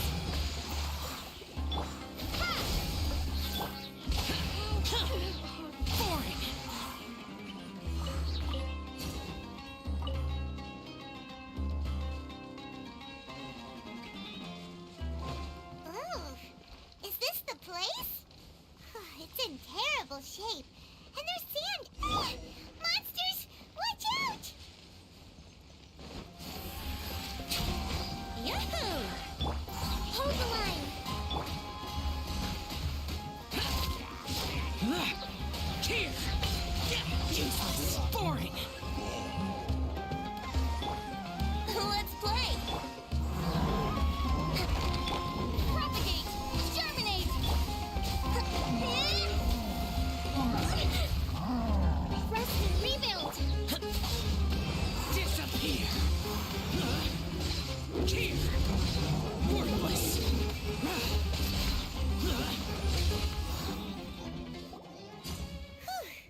They were easier to deal with than Paimon had expected. Super strong bandits? Or monsters taller than buildings dropping out of the sky? Or, something like that. He looks super serious. We gotta stay on our A game too. This is the one.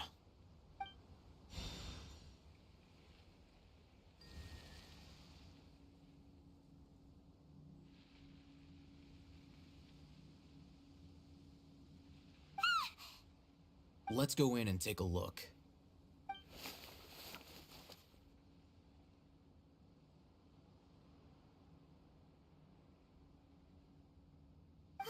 Hey, we haven't found Squad. Are you sure we aren't wasting our time here? Patience. Shawnee says she only hears the crying at night. We have time to burn. Until then,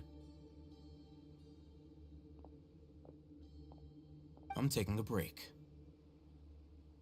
And just like that, he sits down. Wait, he even brought a book to read? What are you reading? Let Paimon see. Okay, sure. Huh? The natural position, which is the positional propensity of an entity in natural motion in contrast with an object in forced motion? Huh? When free from external influences, every entity displays the tendency to follow its natural trajectory? So, you got that? Oh, Paimon gives up. You keep reading your book. See ya. How is he so relaxed? Look at him, reading an impossible book in a creepy place like this. Hey, Paimon's your Tibet travel guide. Paimon knows plenty of useful stuff already. And anyway, it's not Paimon's fault that the books people read in Sumeru are so complicated.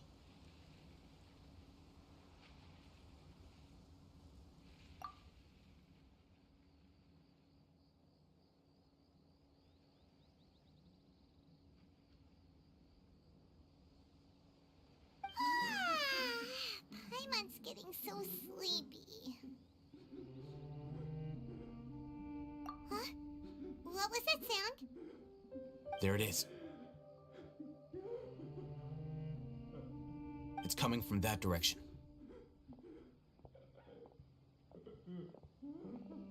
Is the sound coming from here? Huh. Paimon's not seeing anything. It's from below. But there's no way we can get down there. Something is off about the interior here.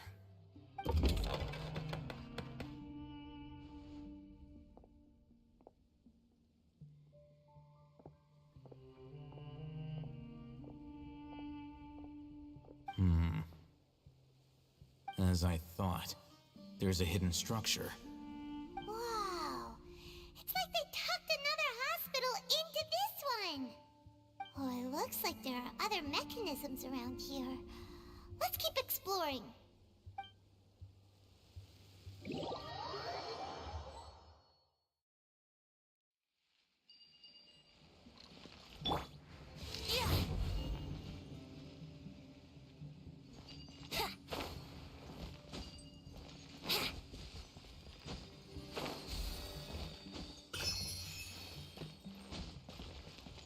Brace yourselves.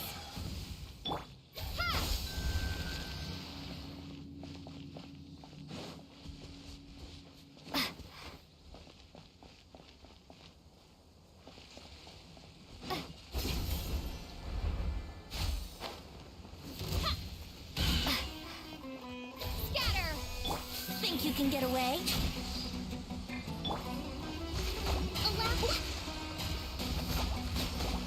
Yahoo!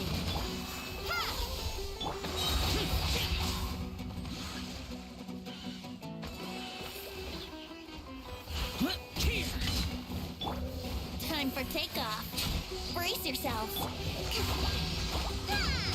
Uphill battle. Hold the line. Propagate.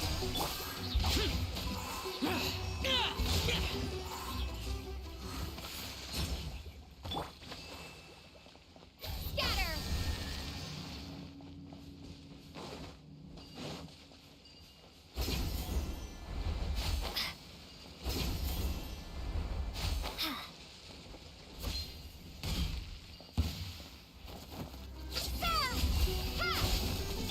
Allow me.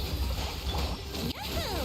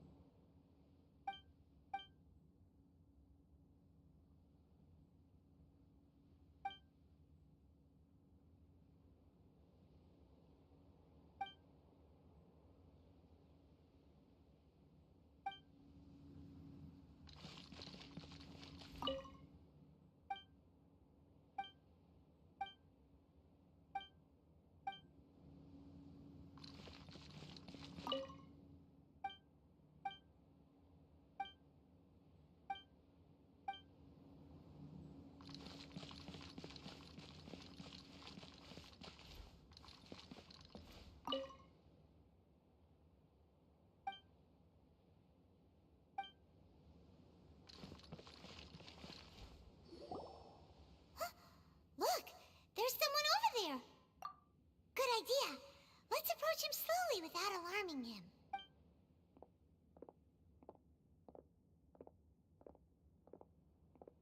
Wait.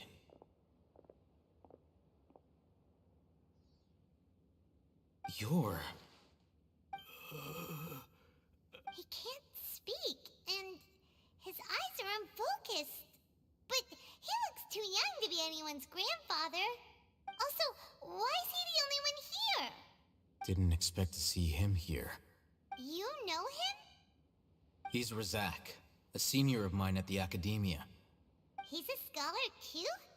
Is he the kind that holes up in a forest and mumbles stuff about training? No. And that's the problem. Razak was never involved in any of those things. He never trained in the forest, let alone reach Satyavada life.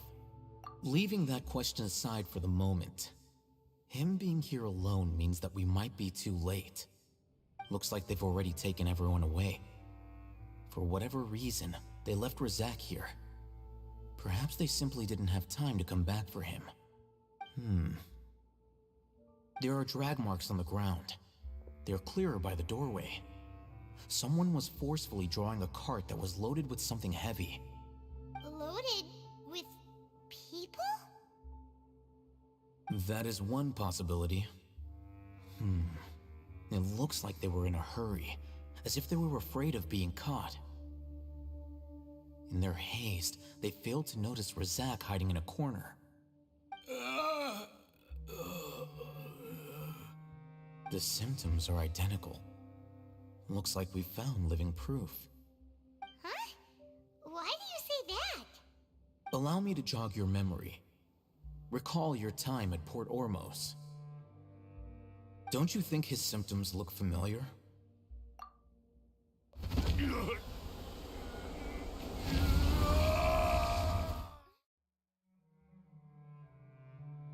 Oh, now that you mention it, they're acting the same way. Correct.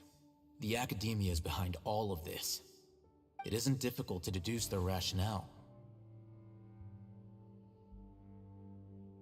First, the Academia spread a false rumor of the Scarlet King's resurrection, emphasizing the role of the village keepers, the mad scholars who were exiled to Aru village. These rumors were all the persuasion that the radicals needed, and those based in Aru village leapt into action.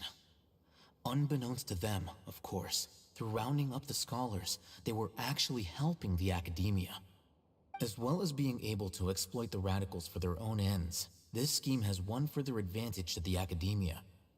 All the risks and responsibilities are offloaded onto the Scarlet King's followers. Life for the Desert Dwellers has been brutal ever since the Scarlet King's death all those years ago. Beneath the surface, feelings of desperation are widespread. Many would give everything they have for the prospect of something better. Anyone looking to exploit that for their own ends simply needs to make a few empty promises. Even if complications arise, people will see that those involved are all followers of the Scarlet King and look for no further explanation than differences of belief. A deep-seated mistrust of the desert and everyone in it by the rest of Sumeru will make sure of that. The notion of an academia plot wouldn't even cross their minds. It may seem like a simple strategy, but it is able to work wonders under Sumeru's current circumstances. Oh, that makes a lot of sense. It's in line with the village chief's theory, too. But there's still one very important question. Wasn't it the academia that brought the scholars to Aru Village in the first place? Why does it want them back now? Throughout this process, one thing has changed. The scholars' identity. First, they were scholars. Then, they became lunatics. After that, they were exiles. And finally, they become missing persons. An exile is still patently a living, breathing human being. But when someone becomes a missing person, that is brought into question. If you can't find someone, you have no way of knowing what exactly happened to them. That makes missing people an ideal resource. Resource? For what exactly? One possibility is that the information in their brains could be extracted into knowledge capsules. Extracted? You mean canned knowledge comes from people's brains? With the technology of the Sumeru Academia, it's entirely possible. Perhaps the process caused them great suffering, which is why they cry out in the dead of night when no one is watching them. So, the human brain... Nope, nah. I'm the Academia scribe, after all. I'm familiar with their projects. Anyway, judging by Razak's state, the contents of a divine knowledge capsule were extracted from his mind, but something went wrong in the process. Or perhaps his curiosity got the better of him, and he used such a capsule for himself. Hyman's a little confused. Can they just use anyone's brain?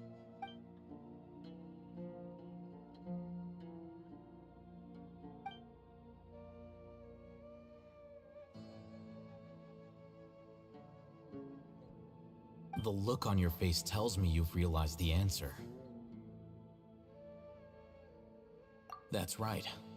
To some scholars, gaining knowledge about the gods is their entire life's pursuit. Extracting canned knowledge is just one of the extreme measures they turn to. However, I can't help but wonder, what do they seek to gain from divine knowledge? The Academia is going out of their way to look for forbidden knowledge, but what is their ultimate goal?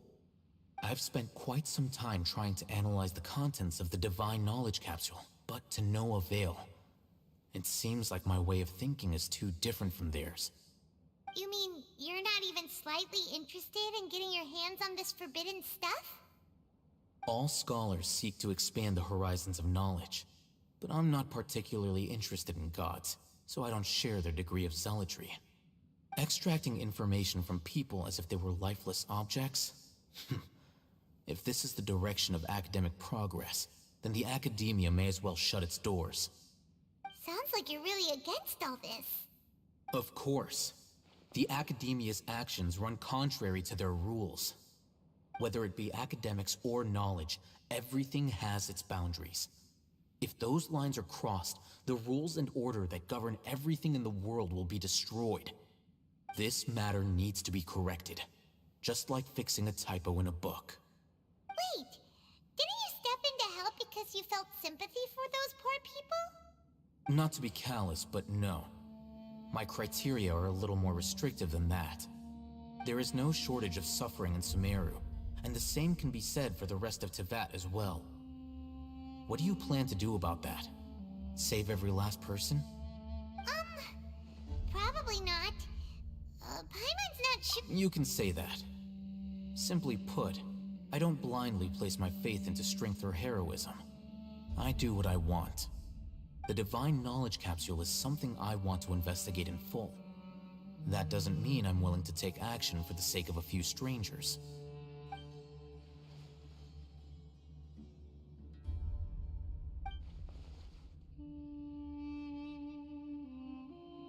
Paimon's been wanting to say this for a while.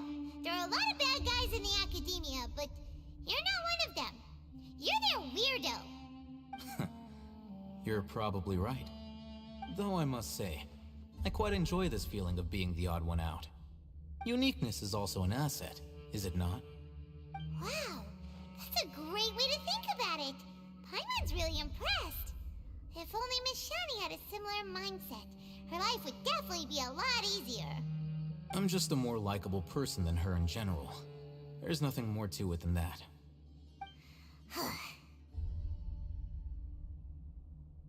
He won't last long if we leave him here. Let's take him with us. We'll work out our next step after we return to Aru Village.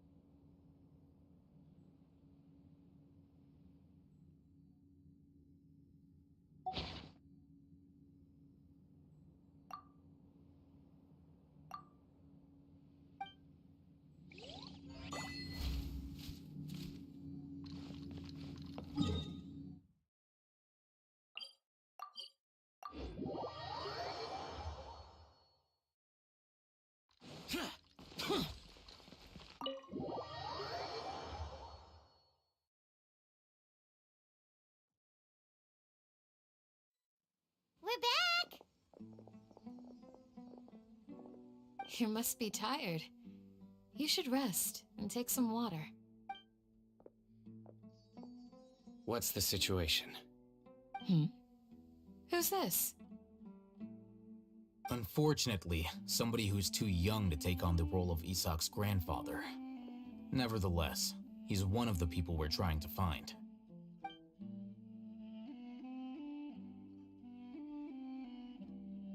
So, at one point in time, the abandoned Elazar Hospital served as the Academia's site for extracting divine cant knowledge. Yep, pretty much. Their plan must have been implemented at some point before we arrived at Aru Village, since divine cant knowledge has been in circulation for a while now. Yet, they fled once we were headed to the village, almost as if they knew we were on their trail. Why is that? Yeah, why is that? We may have a mole in our midst. One of us could be secretly revealing our whereabouts to the Academia. Huh? Are our friendships that shallow? Looks like none of you have realized wherein lies the issue. Sino, you're the reason why they can predict our movements. Wait, what's that supposed to mean? Choose your next words very carefully. It is simply a logical inference. I have my reasons. So what you're saying is, Sino's the mole. Interesting. And here I thought you were the most suspicious one, Al-Haytham. since you were always acting alone. I know. You have a point, but I realized something as we were returning from the hospital. Sino isn't like any of us. What are you trying to say? Do you still remember who you are, General Mahamatra? As a Matra, you are no doubt privy to certain kinds of information. Before you can take action against someone, you are required to have all the facts available, including the less than savory details. Simply put, the academia has traditionally allowed you access to a wealth of sensitive information. Knowing their modus operandi, wouldn't you expect them to take precautions against you? If you want to raise a vicious wolf, you need to make sure that you can avoid its bite. The academia is monitoring me? It's not that simple. The academia has eyes all over Sumeru, but they have a special protocol for dealing with you. Every so often comes a Nyagarbaha Day. On this day, the academia enters new information into the Akasha through knowledge capsules. I remember seeing a thick notebook next to the control panel once. Its contents were all about the General Mahamatra, his activities throughout the day, preferred methods of enacting judgment, everything. You're saying that the academia entered my information into the Akasha too? But what's the point in doing that? My actions aren't important enough to be added into the Akasha. The Akasha is capable of computation. The Akasha's algorithms are entirely capable of predicting your movements using the data entered. When you would depart, the route you would follow, your destination. It knew all of this. It predicted my every move. The academia has been watching you longer than you think.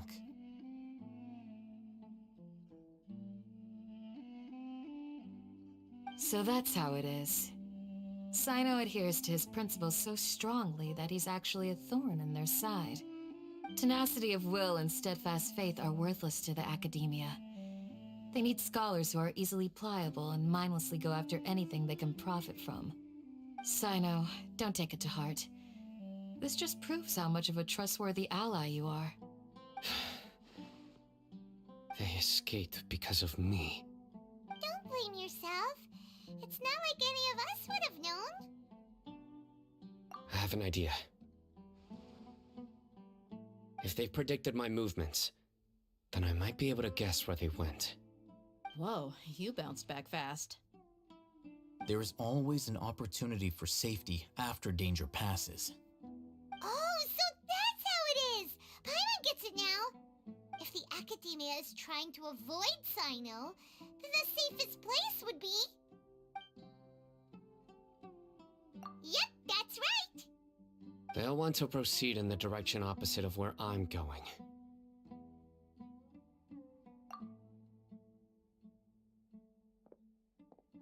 I must go.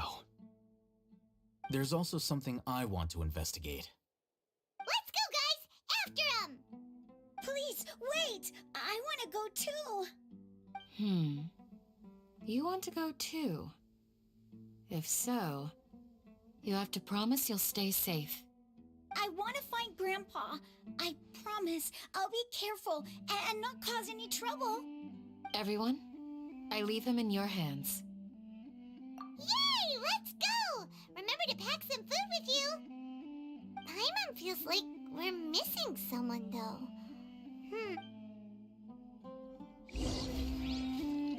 I'll be awaiting your good news.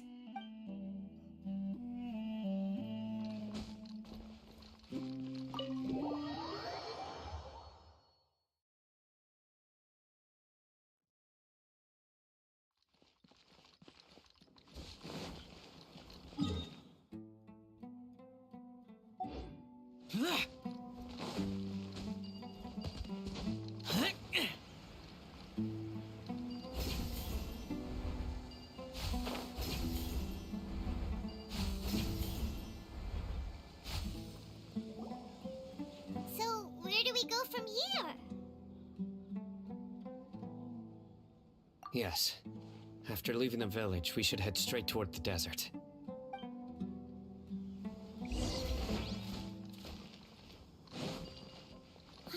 desert like the back of my hand. Is that because you play here a lot? Yep. One time, Grandpa almost got lost in the desert, but I was the one who brought him back.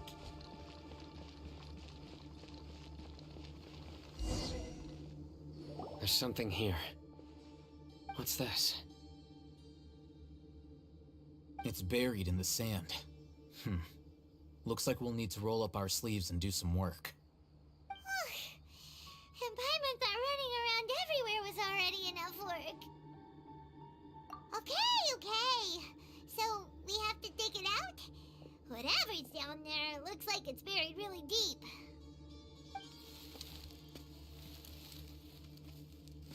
These are likely fragments of an Academia-developed device, something akin to a headset.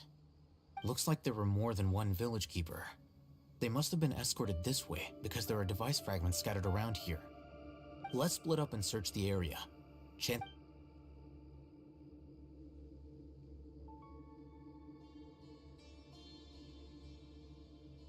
Is this what we're searching for? It looks kinda scary. This is definitely a device used to extract divine knowledge. How did it end up buried in the sand? That can't have been part of the plan. They must have been attacked along the way. Wait, what? Grandpa, I hope you're okay. Don't worry, your grandpa's gonna be fine. Razak didn't display any signs of starvation or dehydration, which means that they left fairly recently. We should be able to catch up. One more thing. Given that the device had been entirely covered by sand, I believe the attack must have happened prior to the sandstorm. Let's keep going. They can't have gone far. Ugh, but running on sand is so tiring. But you're flying, aren't you, Paimon? Is flying over sand tiring too? Ugh, of course it is.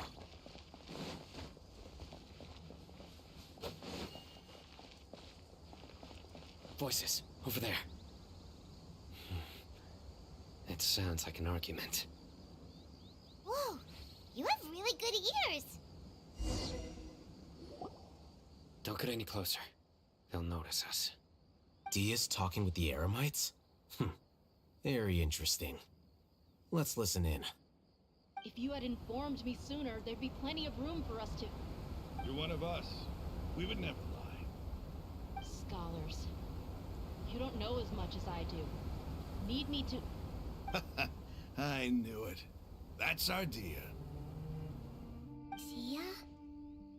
Why would you... Dia! Hey, what are you doing? Huh?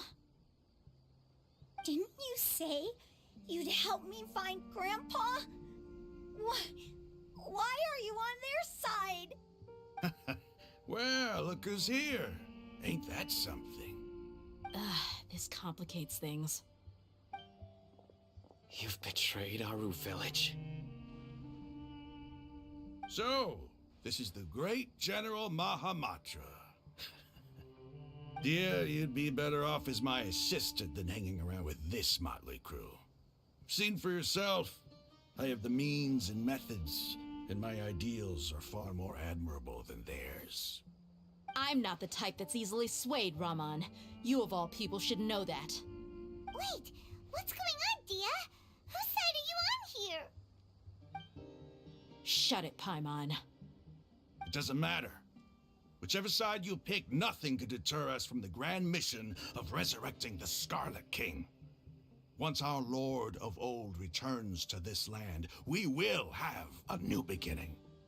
Face the facts, Raman. It's not gonna happen. You should understand that more than anyone. Have all your years as a merc taught you nothing about placing hopes in a ruler? I'm a desert dweller and a proud follower of the Scarlet King. Whether I live by the edge of the sword or in peaceful comfort, my soul will always carry this conviction. It's not too late yet. The village mad scholars aren't gonna bring the Scarlet King back to life. You don't understand, my dear lady. Pursuing our faith is our purpose in life. Even if the chance of success is 1 in a million, we must be willing to give everything we have. Even if it'll expose you to the academia? Even if they end up disbanding the Eremites? Your Eremites, which you've worked so hard for all these years? Yes. We've waited a long time for this day to come. The sun and the moon no longer shine here. All you see now is cracks in this desiccated land. But fate has finally dealt me a hand to play against the Academia. With these scholars in our custody, we'll stomp the Academia's forces and fight our way beyond the wall of Samiel. Ridiculous. Think about it. The Academia controls the entirety of Sumeru. Your powers are negligible in comparison. If you still don't believe me, then try asking these 2 men. They're also against the Academia, but neither of them are as arrogant as you are. They look more like pawns of the Academia to me. Why would I listen to anything the people of Greater Lord Rukkhadevada have to say? Filthy traitors. Your god abandoned all honor and betrayed the Scarlet King. We desert dwellers will never trust the likes of you. It's impossible to communicate with someone so hostile. Perhaps we should. Do you really believe that by kidnapping the scholars, you'll be able to negotiate with the Academia? These people have no value as bargaining chips, but I could be persuaded to take their place as your next hostage. These scholars were exiled from the Academia. I, on the other hand, am their current scribe, and will be a much greater asset to you. Wait, you can't be serious. So, you want to trade places with the hostages, do you? Precisely. Any wise person would gladly accept my offer. What are you thinking? What if they decide to kill you instead? Well, that would be bad luck for me. However, I'd get the chance to observe the scholars, perhaps even find out the truth. Think you can talk me over with that confident look of yours? I'm not trying to persuade you. I'm using this as a means of joining forces against the Academia. You are the scribe. What do you have against the Academia? Not all desert dwellers believe in the Scarlet King, and the same applies to the Academia. Why must all knowledge seekers approve of the Academia's way of doing things? You Academia scum. Every last one of you is nothing but a hypocrite, just like everyone else on the other side of that wall. I've made myself clear enough. I won't listen to another word from the Dendro Archon's people. Not so fast. I'll hate them. Do you stand by everything you just said? I never make empty promises. You know you're making a dangerous decision, right? I do. Good. Raman, hear me out. These people are my friends. Maybe you can't take the followers of the Dendro Archon at their word, but what about me? Do you trust me? We've known each other for years. Of course I do. In that case, I'm willing to vouch for their honesty with my right arm. Come on, Raman, don't be a coward. If you're serious about taking on the Academia, you need to steel yourself. You can't be afraid. An arm from the Flame Mane. You've piqued my interest. But what if you refuse to oblige? What should I do then? No one's a fool here, Dia. We're mercs. And mercs don't tend to live long unless they have their wits about them. You're not wrong, but this is different. I promised my friends that we'd bring back the village keepers together. Let's do it right here then. Give me your right arm as proof of your resolve. Don't listen to him! He's not even trying to negotiate! He just wants to make things more difficult! That's fine. Are you crazy? We came here to save lives. One arm for that many people is still a pretty good deal, if you ask me. Ramon, I'm holding up my end of the deal here. You'd better not let me down.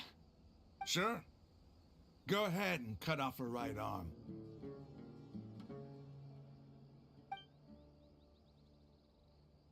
No!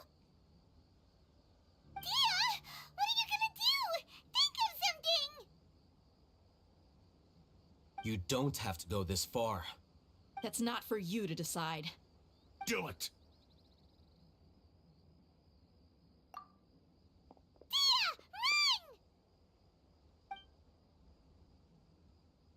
Run!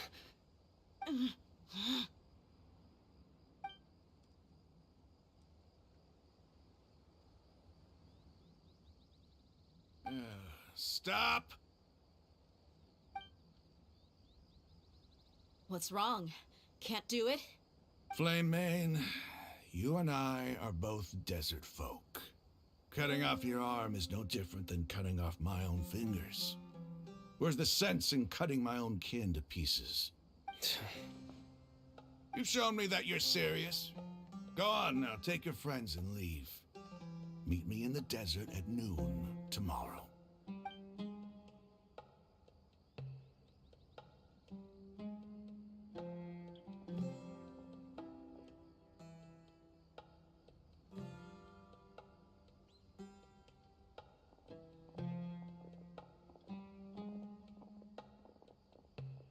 Phew.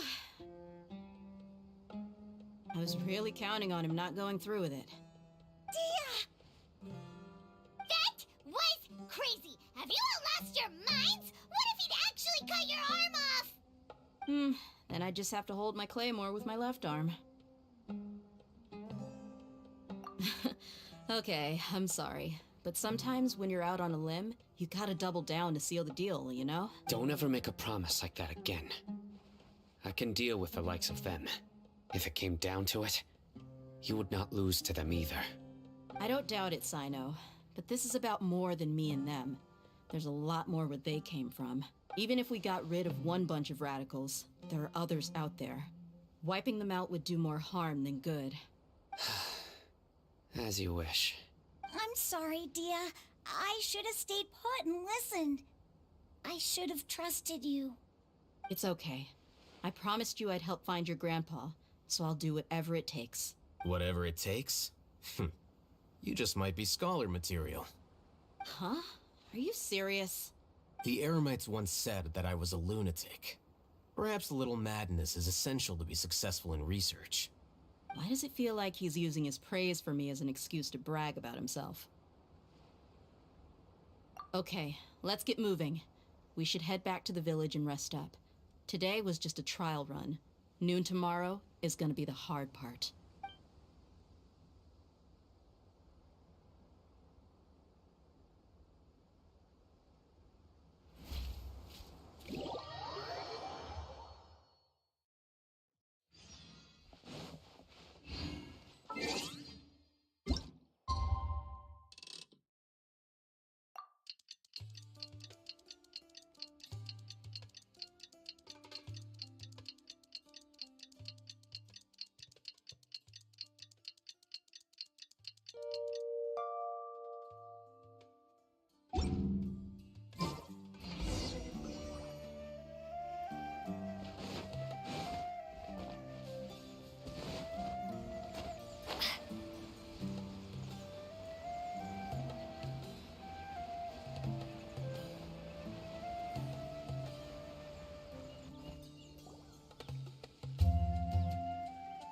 You're all here so early.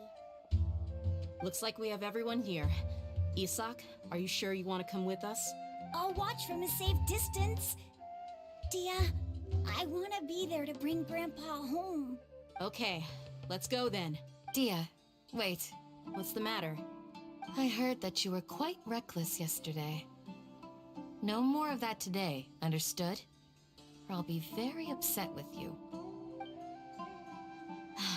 Fine.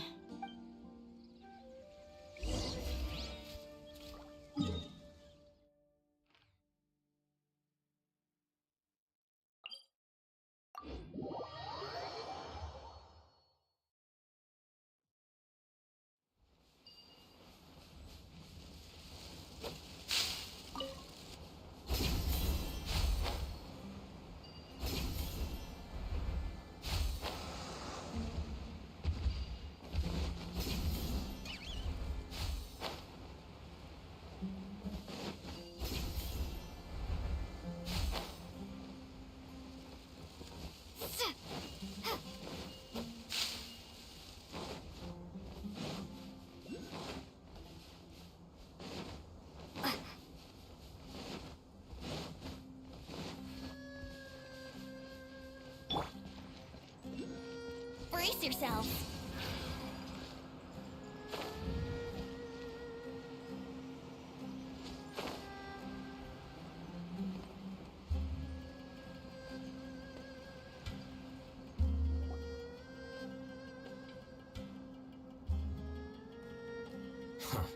They got here before us.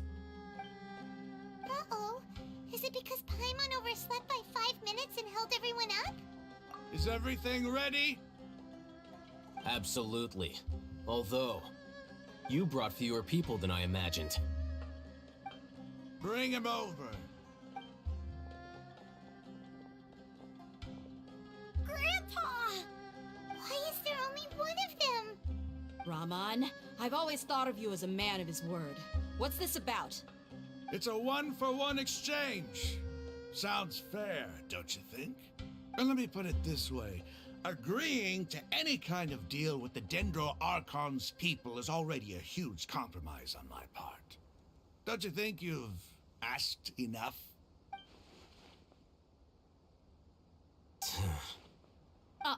You stay right there!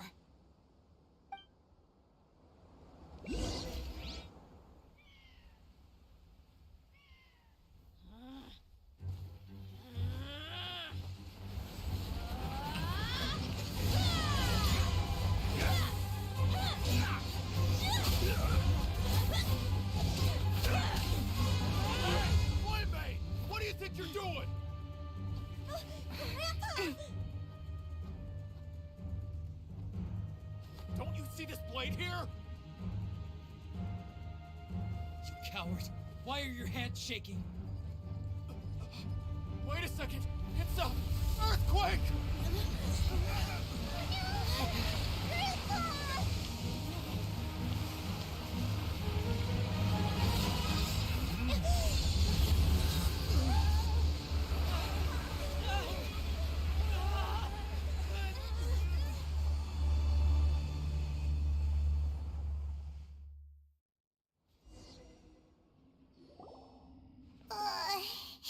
Paimon's dizzy.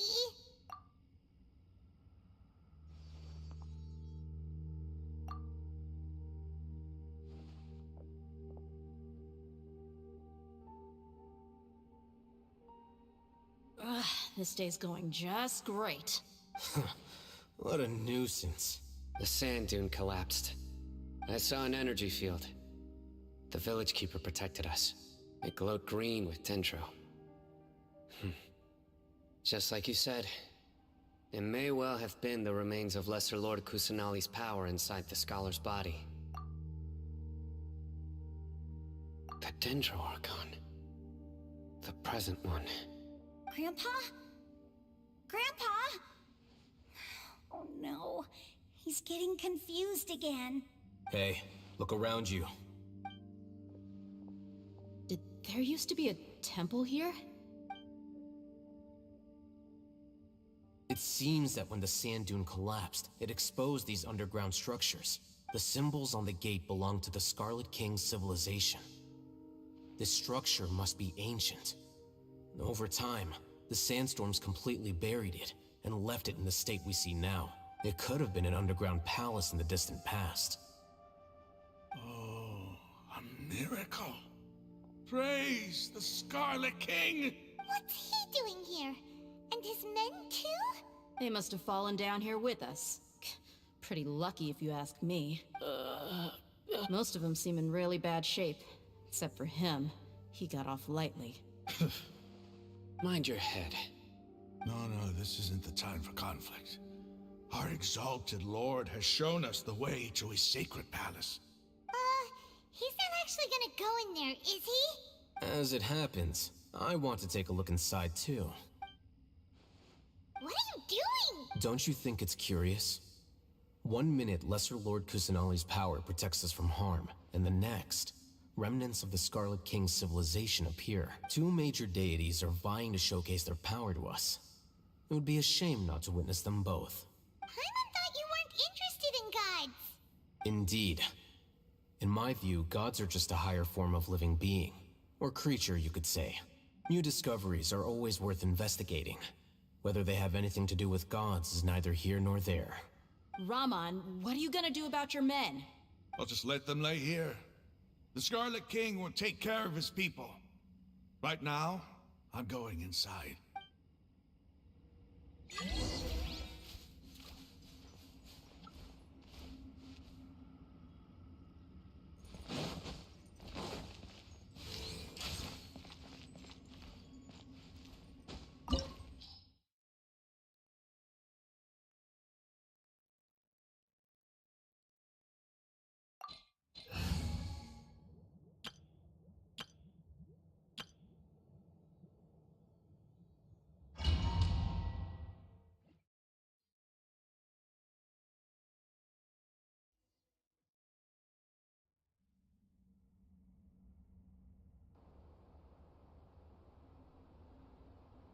It's full of life here.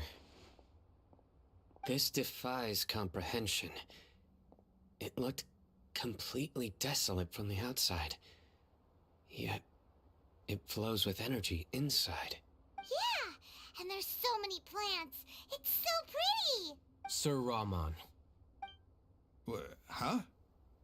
Me? Do you see another Raman here? Are you mocking me?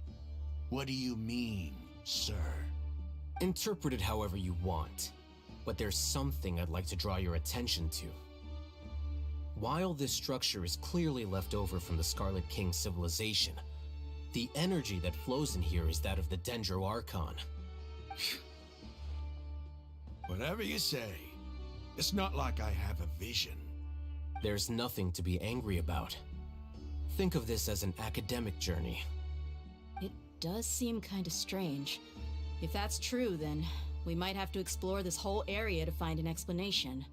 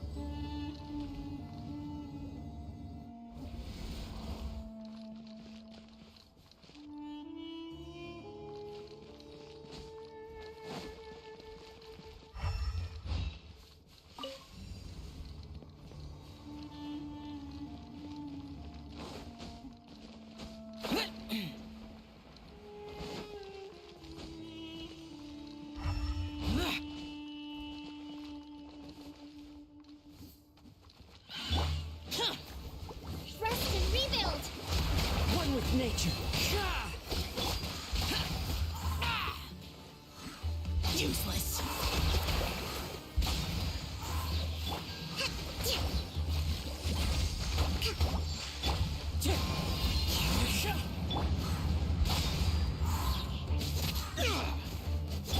Let's light it up!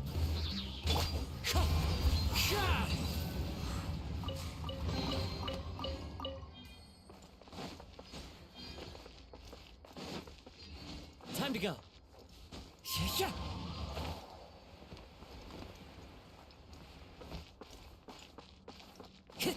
Time to go.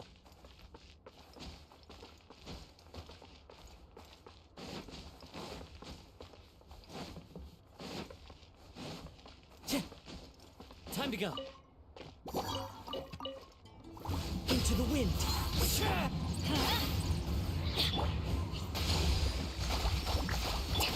Boring.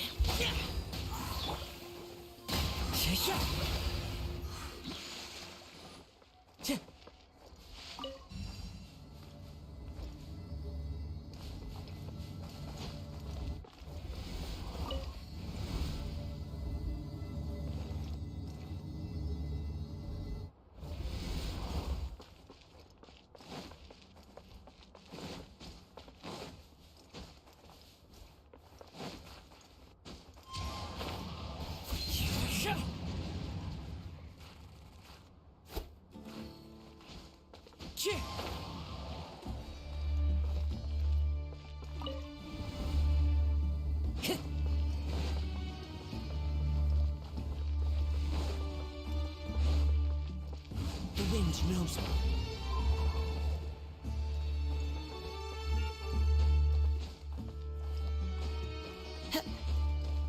Into the wind.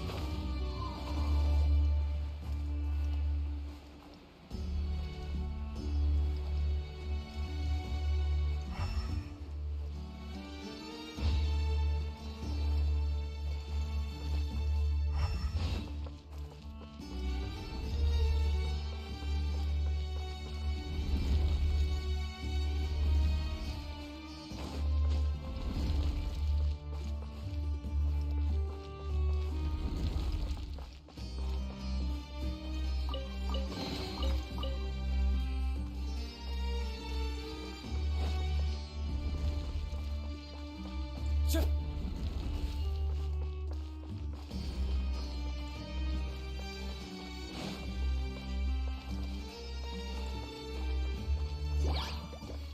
The wind knows me. Let's light it up! Allow me. Useless. Boring.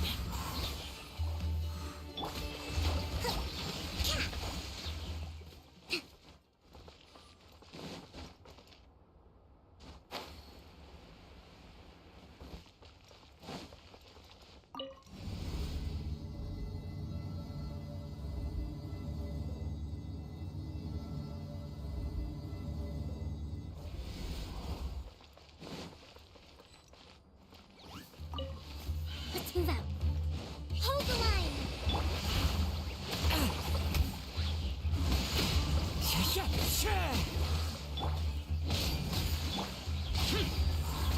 Useless.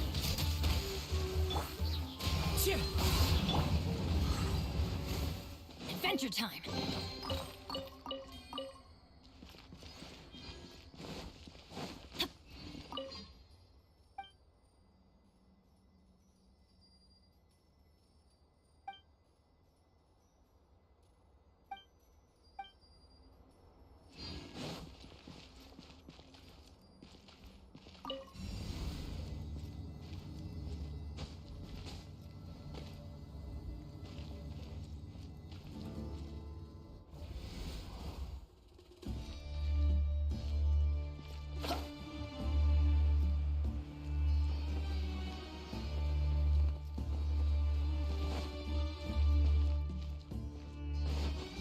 Off we go.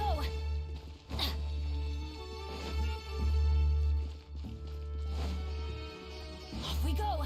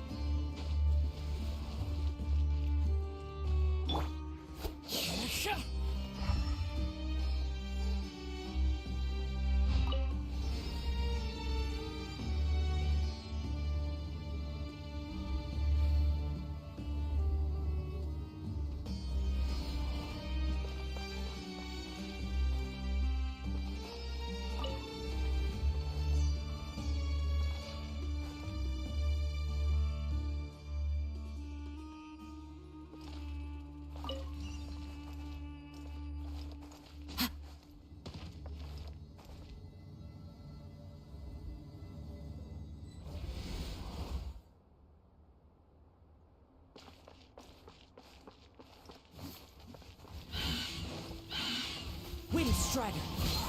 Fallen leaves. Adorn my... Everybody stand back! Rest and rebuild. Torrent, bring refuge. Yeah.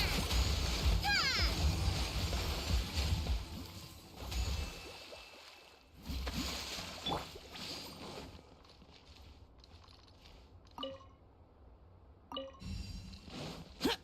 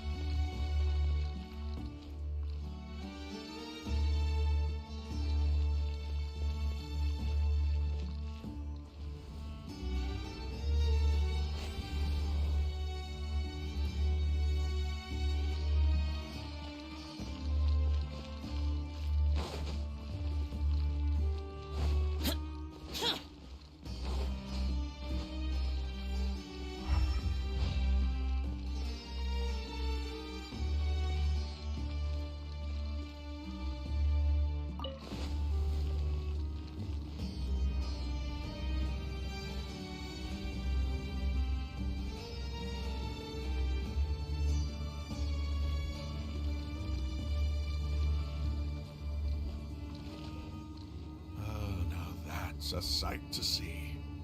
The Scarlet King's splendor surrounds us. There's so much vegetation here. It's different than what I expected. Sure are a lot of plants for a desert. That's what I call divine providence of the Scarlet King.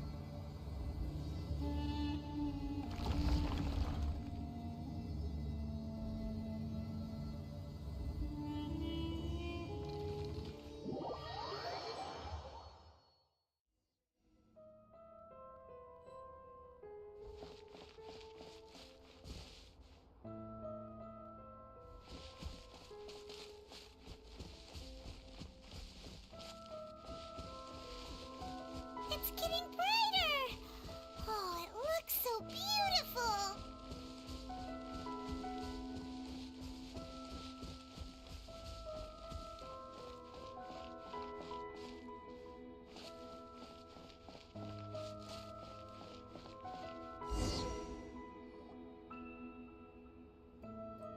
Wait. What's that?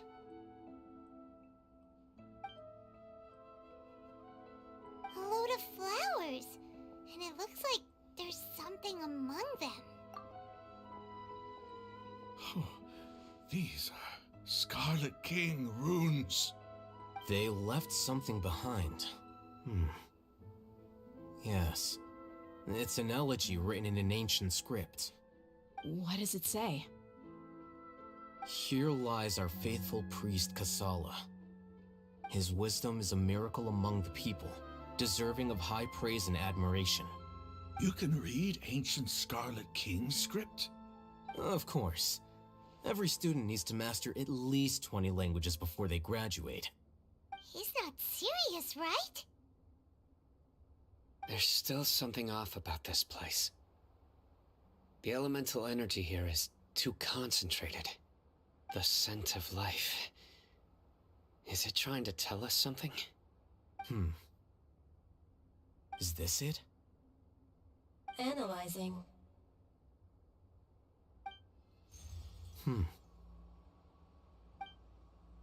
There seems to be a hidden message among these skeletal remains. Excellent.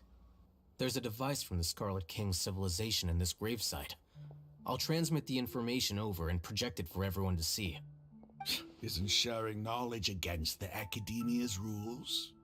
Yes. However, under the circumstances, I'd prefer you to see this for yourself. You'll understand after watching it.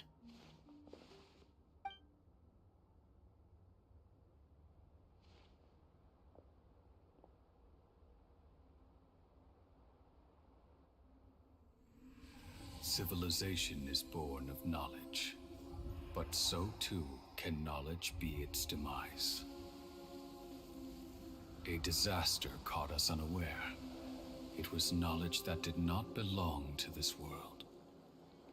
The Scarlet King brought this forbidden knowledge into our world, and it quickly spread like a plague. People's minds were filled with crazed whispers. Dark gray scales spread across their bodies. Even the land was stripped of its vigor. Only a desperate, deathly silence remained. Were it not for greater Lord Ruka Devata from the forests, the damage would have been irreversible. She summoned the priests to build temples and infused into them the divine power of life. The disaster was miraculously tempered, and the embers of our civilization were preserved in Aru village. Alas, the miracle could not last. As long as forbidden knowledge continued to exist, it would forever blight this world. In the end, the proud king of the desert, my eternal lord, chose to sacrifice himself. I have spent my whole life since guarding one of these many temples. But now, my duty is coming to an end. As I close my eyes for the final time, the sight of that noble deity will appear in my vision once more. In helping the Scarlet King to eradicate forbidden knowledge, she exhausted her strength, and her form became that of a small child. How strange. Now that I think of her, I no longer have any fear of death, for I sense that the spirit of life will abide with me during my eternal sleep. Children of the desert, cling no longer to past grievances, but hold tight to the memory of this act of benevolence. What was that? The priest's memories. No, impossible. Greater Lord Rukkhadevata. So the former Dendro Archon and the Scarlet King were never enemies at all. But this doesn't make any sense. The Dendro Archon's followers, they're clearly... Was that the former Dendro Archon? He became so tiny in the end.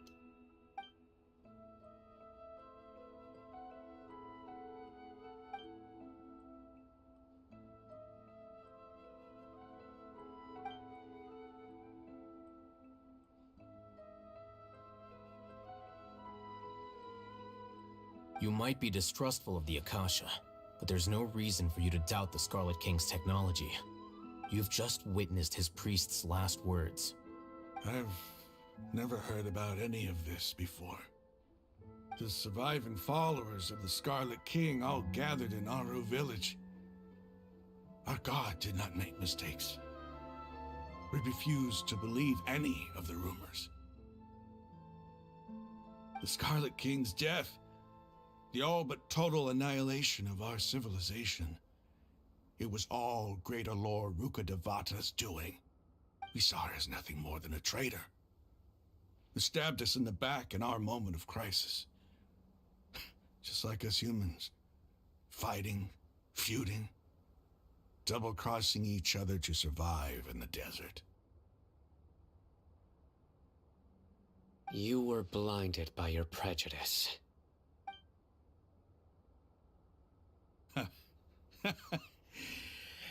If I hadn't seen this for myself, if I hadn't witnessed his last words with my own eyes, ears, and heart,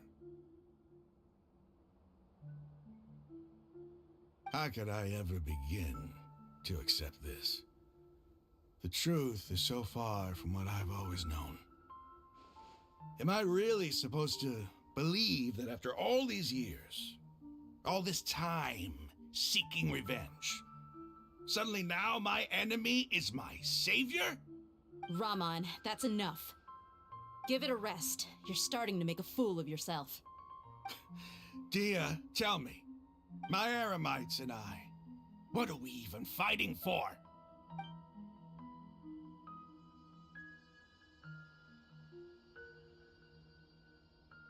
Hey, how you doing? I'll live. Thanks. I should probably go. Can't just stay here forever. What's your next move gonna be? Oh, I know what you're going to ask. I feel deeply ashamed of everything I've done. You'll get everything you're asking for. But please, give me some time. After everything that's happened here today, somehow I need to explain it to the others. It's not gonna be easy. Well, I guess that's for me to deal with. Dia, this is where our camp's located. Make a note of it. When would be a good time for us to go? Tomorrow, I'll convince everyone that we're all on the same side. And I'll return every last one of your your village keepers. We'll share our other resources with you too.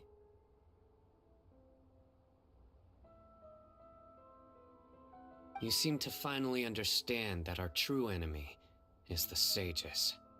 Yes. The gods never gave up on anyone.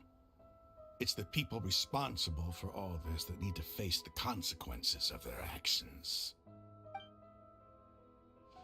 That must have been rough. But he seems to have figured things out now. Ramon's no fool. Being the leader of your own faction in the desert is no easy feat. It's too bad he was held back by his belief in the Scarlet King. But now that that's changed, I guess we have a few more people on our side. The outcome, at least, is favorable. We should get going too. Let's head back, have a proper meal, and a nice, long sleep. We'll need all our energy tomorrow.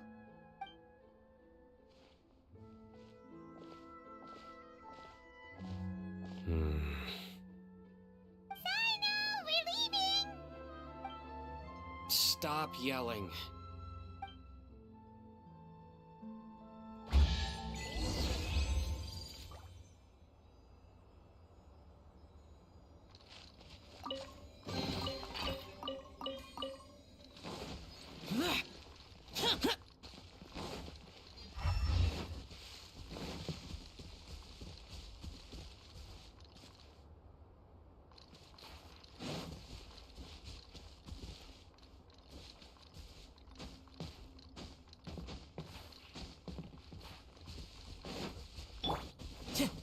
One with nature.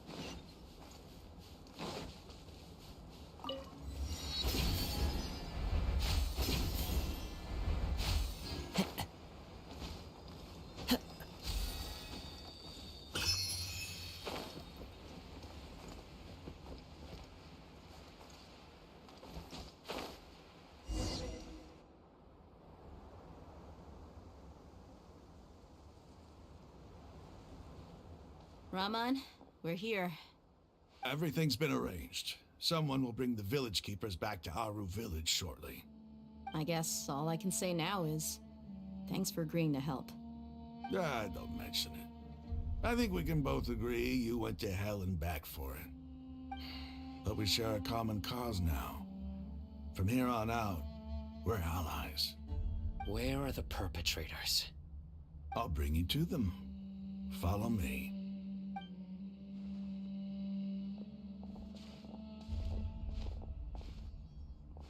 So these are the people who kidnapped the village keepers. Oh no, it's the scribe! There's no need to yell.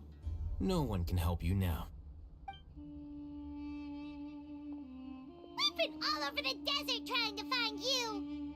That's right.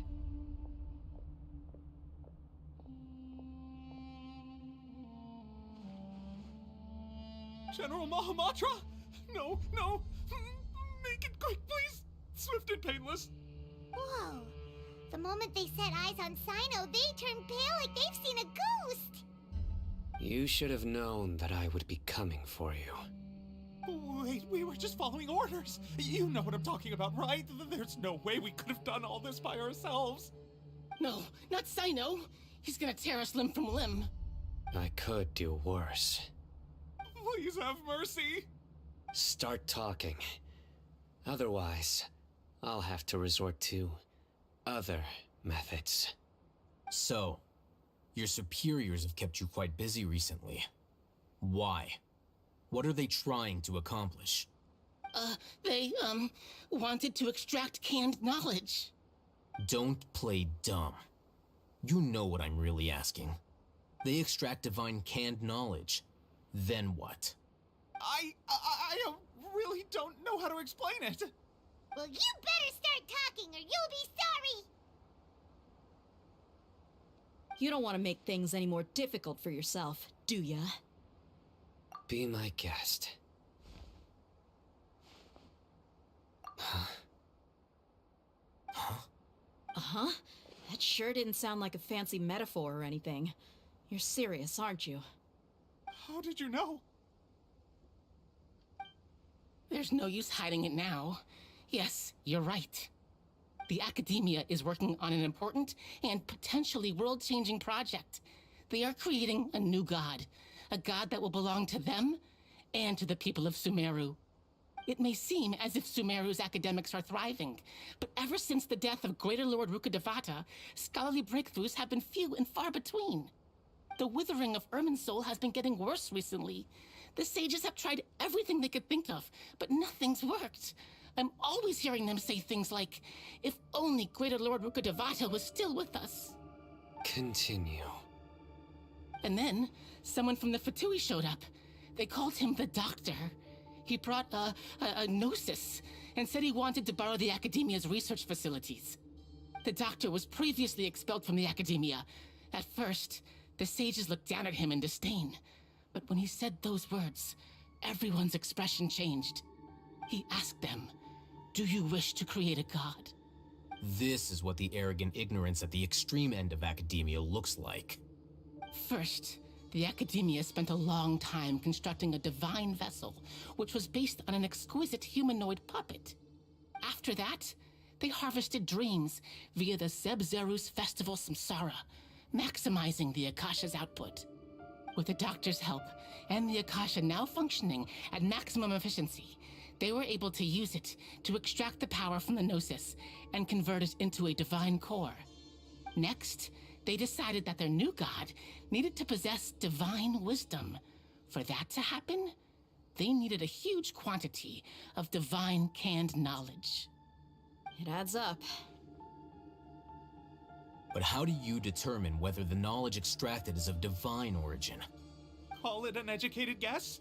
The Academia has been trying to figure out the exact source of the Scholar's madness for centuries, but to no avail.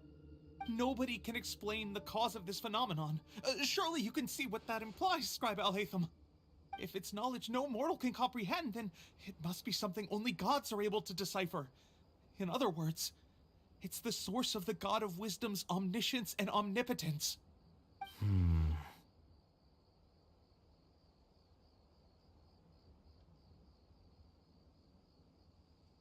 You must have noticed by now. The Academia doesn't care about who their god is. It's the ability to exercise control over knowledge and wisdom that matters. It is as if they are cursed with a desire for omniscience and omnipotence that burns in their blood. Some organisms demonstrate phototaxis, and thus orient their entire lives in respect to sources of light. For the sages, their only source of hope is the existence of a deity who embodies the acme of wisdom. This is but a form of phototaxis. For many scholars, the absence of a god of wisdom means stumbling in the darkness for the duration of their lives. Then what does Lesser Lord Kusanali mean to you? Is she not a true god present in this world? If you already have a new god, why try to create another one? From the beginning, the Academia has never treated her as a god. When the Academia first discovered Lesser Lord Kusanali, the newborn god of wisdom, the sages hoped that she would be as wise as Greater Lord Rukkhadevata. But upon evaluation, they found that at the time, she possessed no more intelligence than any ordinary human child. The sages never had a ruder awakening. This forced them to accept that Greater Lord Rukkhadevata had indeed passed away. Not to mention that Lesser Lord Kusanali's Gnosis had been used to power the Akasha this entire time. By herself, she has neither an Archon's raw power, nor the spectacular insight expected of a god of wisdom. Slowly but surely, people began to forget about her existence. So, this is the path the sages have chosen.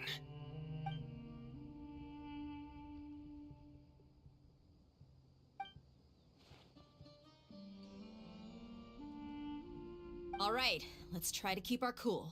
If everyone's in a bad mood, then let's change up our scenery. Raman, give me a few men to help us escort the village keepers back to the village. And these two scholars, they're coming too.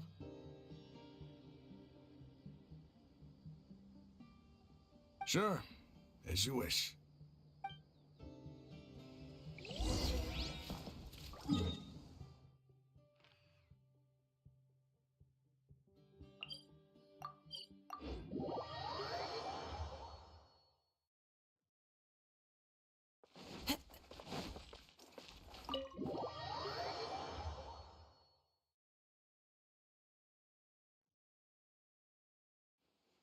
The village keepers you've found have all been returned to their homes, and each one has a dedicated caregiver to look after them. The two new scholars are being kept under close supervision, too. Really great work, everyone. The atmosphere is so heavy.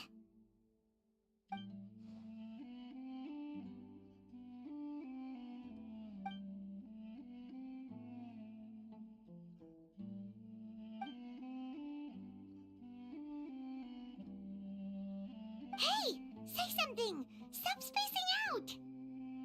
Come on, is there nothing left to talk about? In that case, let's all get some water and try to think about something else. Or I can go fetch some snacks. Oh! Paimon's so coming with you!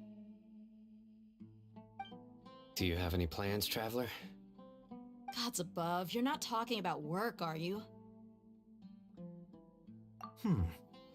So you were still withholding some information?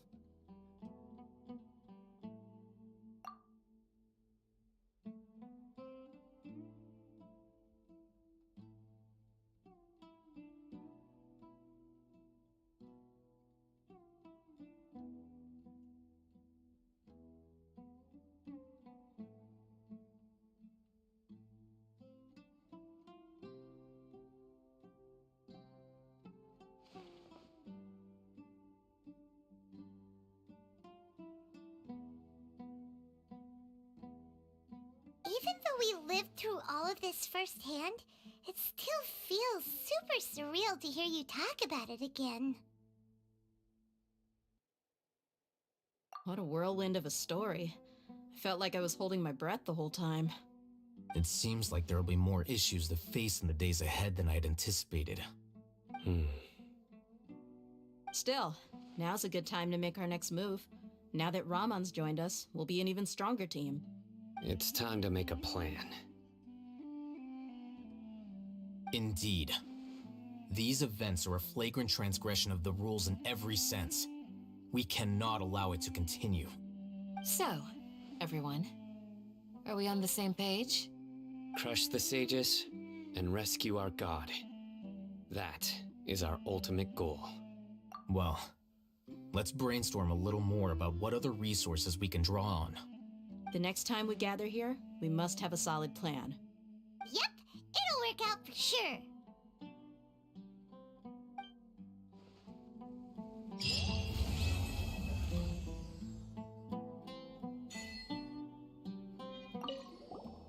Don't rush. This is a big undertaking, and the planning and preparation for what lies ahead will no doubt take some time. Take it slowly. We need to make sure the plan is as effective as possible. He's starting to read his book again. Hey, are you even listening? Would you like me to lend you something to read? No way! Your books aren't quite to Paimon's tastes. I was joking. I know my books are far too difficult for you, and I have no intention of lending them out. Ugh, you're so annoying!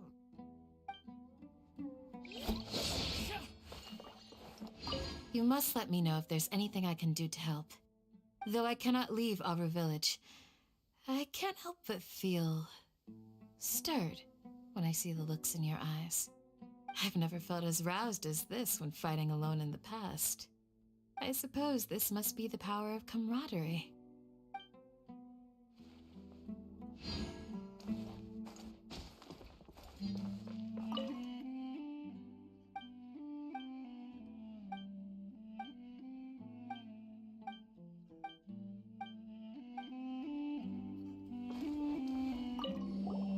The past few days have been some of the most challenging work I've ever taken on, and none of it'll earn me a single mora. I can't believe it. Look on the bright side, Dia.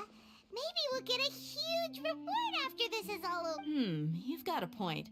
Hey, what would you do if you woke up tomorrow with more money than you could ever spend?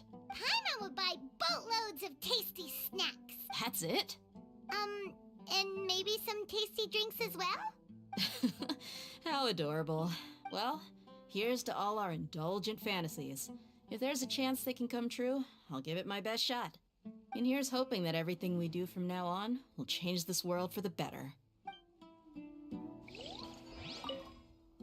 In the past, I never imagined that even the gods could suffer from hardship. If we can find a way to change all of this, will this nation become a better place?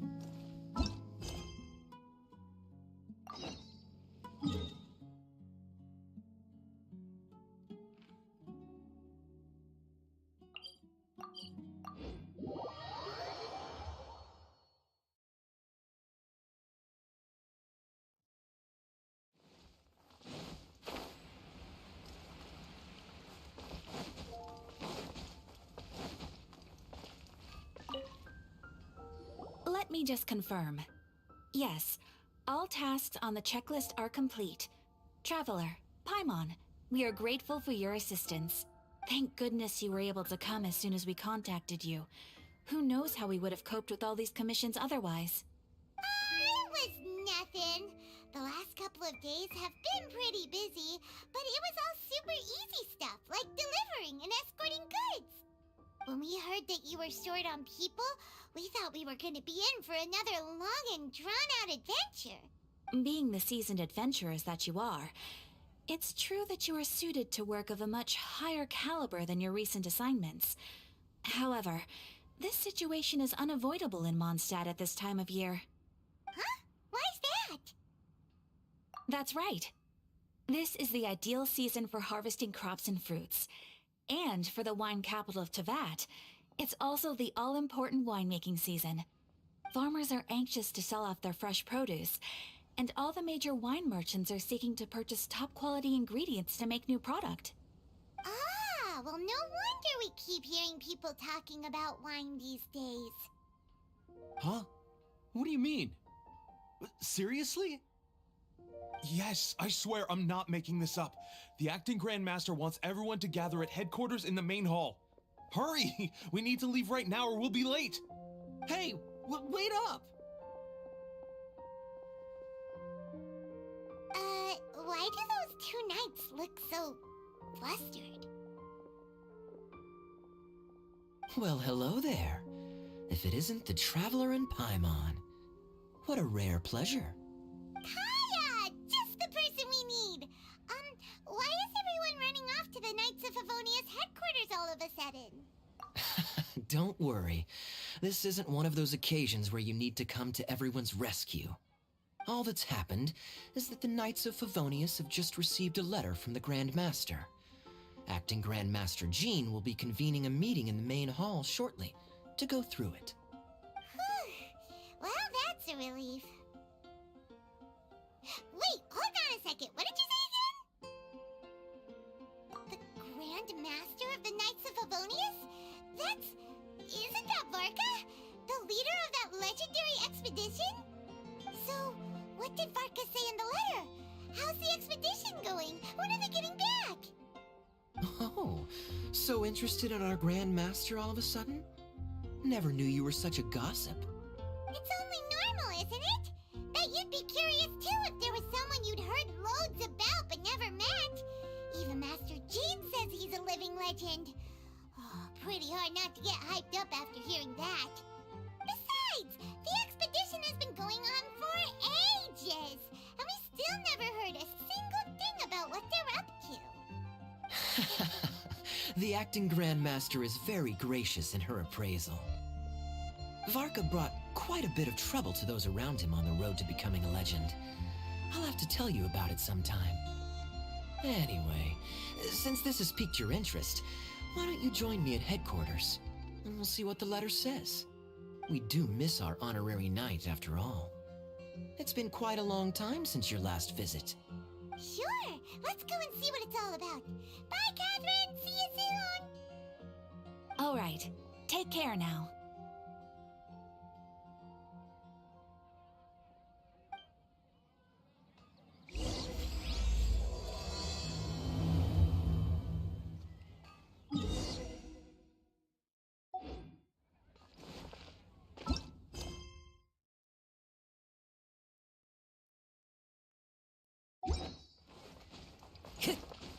Time to go.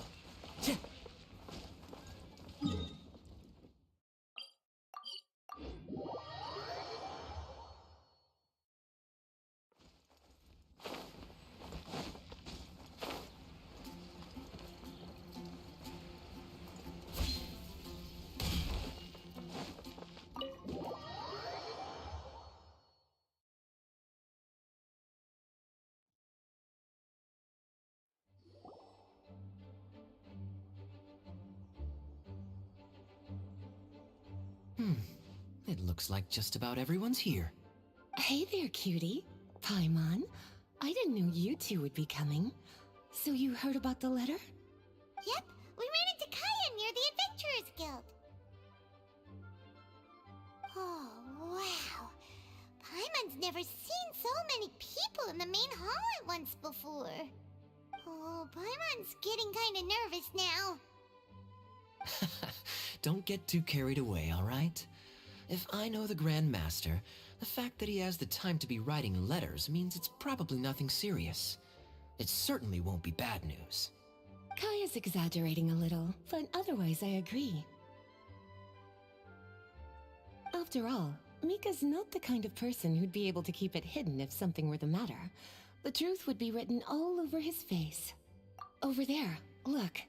The kid standing next to Jean in front of the staircase? He used to be a land surveyor in Eula's team. He's very talented in what he does, and a very reliable person.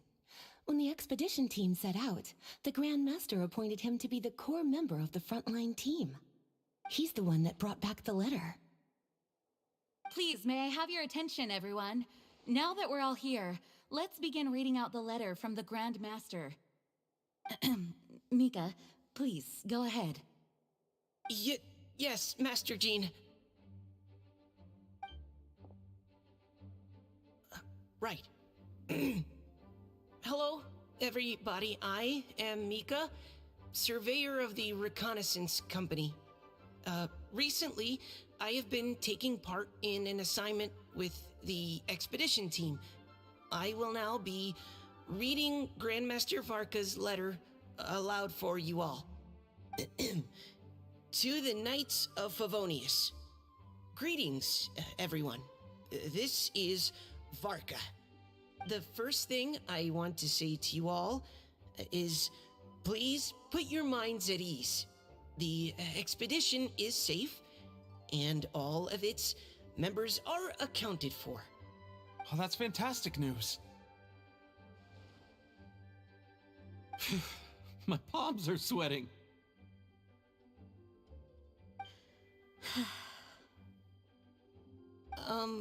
May I continue?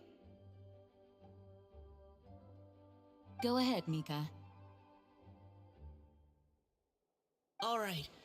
Now that your fears are allayed, I trust you'll be ready to listen to the rest of my letter. I'm writing to you from the northernmost reaches of Tevat by the light of a stove. The expedition forces are stationed here while we restock. I once told you that the purpose of this expedition was related to a dangerous secret from days long past. I am still unable to disclose more than this, but suffice to say that you needn't worry about how our mission is progressing. In the past couple of months, we received an unexpected visitor.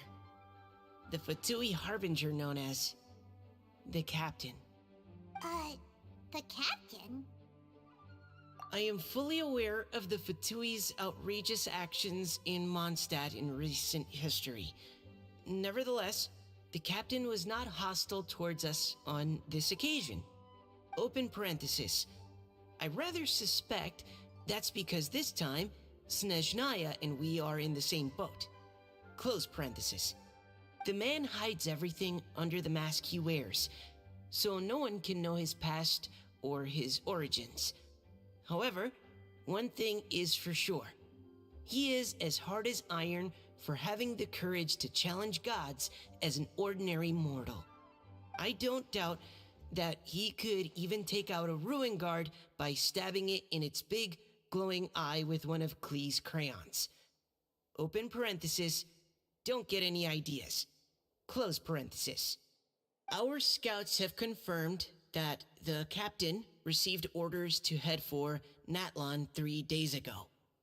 We'll be able to sleep much better now that we don't need to worry about him anymore. I will admit that some of his actions have helped us, but even then, he owed us at least that much. This year's Weinlesefest must be kicking off in Mondstadt any day now. What a great pity that this year, once again, we will be unable to spend the festival together. Everyone here is always thinking back fondly upon the fine wines of Mondstadt, as well as the happy times we have spent with each and every one of you. I hope that you and all the citizens of Mondstadt enjoy the festival to the fullest. Have a few drinks on our behalf. The Dawn Winery's limited edition Weinlesefest seasonal special will do nicely. May Lord Barbados bless Mondstadt, and may the wind carry our sentiments back to your side. Varka. P.S. If you're wondering who's tougher between me and the Captain, well, I'm... The letter ends here. Thank you, everyone, for your attention. Thank you, Mika.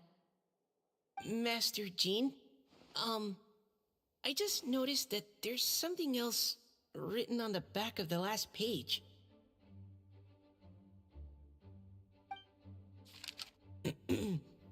PPS. I ran out of paper, so I'll add this here. Lisa, the following is a message for you. This part seems to be from the Grand Master to Miss Lisa. Oh, for me? Seeing that it's a special message, Lisa, we'll discuss this in private. Everyone, as the Grand Master mentioned in his letter, the Vinelesa Fest is in just a few days. And how fortunate we are at this time to receive word that all is well with the expedition. Though they are unable to return to Mondstadt and spend the festival with us, the Vinelesa Fest will nonetheless be a major event that all of Mondstadt is looking forward to. I hope that everyone will guard your stations and perform your duties, both for our far-flung colleagues involved in the expedition and also for the hardworking people of Mondstadt. And of course, during your time off, I hope you will be able to rest, relax, and enjoy this long-awaited festival. That brings our meeting to a close. Dismissed. Did Paimon hear that right? They ran into the Fatui's captain? Who knows what that was about? But it must have been important. But, Fatui Schmatui! The real big deal here is the Vinelesa Fest. Sounds like there'll be loads of free food and drink. Paimon... Hey, cuties. How about we go and chat with Jean? You didn't get a chance to say a proper hello with so many people here. Sounds good! Alright, let's go!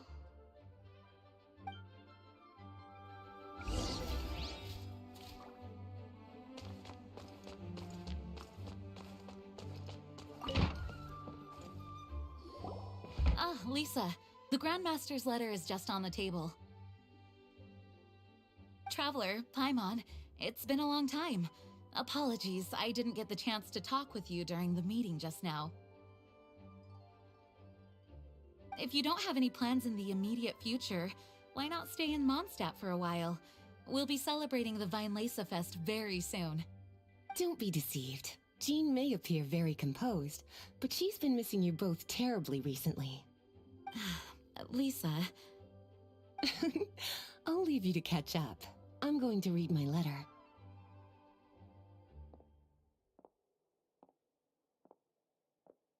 Yeah, Mondstadt's where our journey began after all. We have a lot of fond memories here. Master Jean, neither of us really knows anything about this Vinelesa Fest. Could you tell us more about it? Yes, of course. The Vinelesa Fest is an ancient Mondstadt festival just like Ludi Harpastum and Windbloom. In addition, it's the most important part of the fall. Each fall, the west wind blows in Mondstadt. Legend has it that the wonderful scent of Mondstadt's winemaking during the harvest season entices even the Animo Archon into attendance, being the great wine lover that he is. No matter where he is, he will transform into a soft breeze and return to his homeland. Yeah, that sounds like the Animo Archon, all right. For this reason, Mondstadters call the western wind the returning wind. The Vinelesa Fest originally began as a celebration to welcome Lord Barbados on his return. In the past, every household would brew fresh wine around this time of year and keep it sealed at least until Windcoming Day during the following year's Vinelesa Fest. Uncasking the sealed wine is a symbolic way of inviting the Animo Archon to share a drink. Legend holds that if the Animo Archon is satisfied with the taste of the wine, he will summon a gentle breeze to richly bless the people. Knowing him, it was probably blessing them with more good wine the next year. That's a good question. But there's really no way of knowing. These are very old stories. Many of the details have been lost to time. Yep, that'll happen. Some stories change completely as they get passed down. Hence why these days, Mondstadters will get into endless arguments over what kind of flower a windbloom is. All part of how cultural heritage is created. Indeed.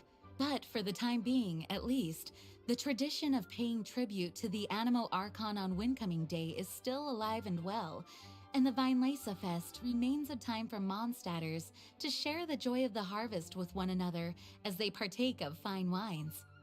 This is a time of the year when many Mondstadters living away from Mondstadt return to their hometown. For those unable to return, Vinelesa Fest is the period when they miss their family and friends most keenly. Oh, so that's why the Grandmaster wrote, "May the wind carry our sentiments back to your side." For this year, we've joined forces with the Church of Favonius and the Adventurers Guild to host a celebration on the banks of Cider Lake, just outside of Springvale. There will also be a traditional wine market during the festival period. Wine market?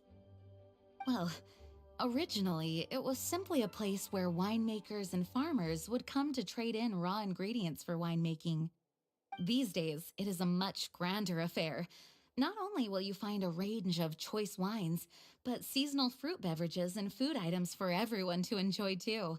A lot of people also sell secondhand goods and handicrafts at the market.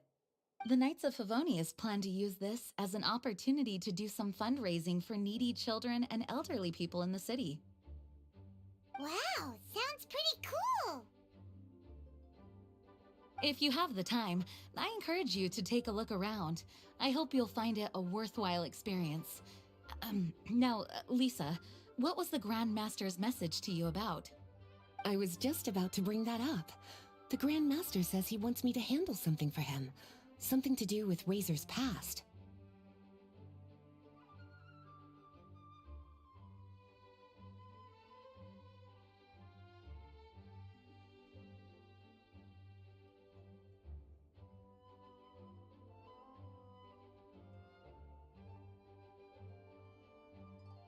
Razor told us that he was raised by a pack of wolves in Wolvendom.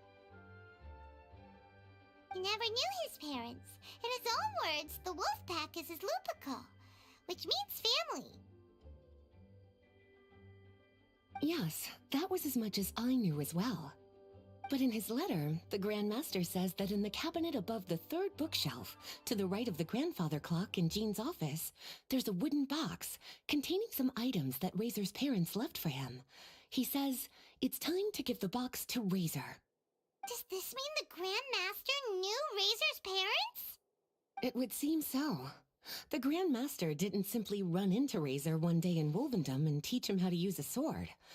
No, the connection between them goes back much further. Wow. Well, come on, let's go find Razor. He'll be pretty excited to find out something about his true parents.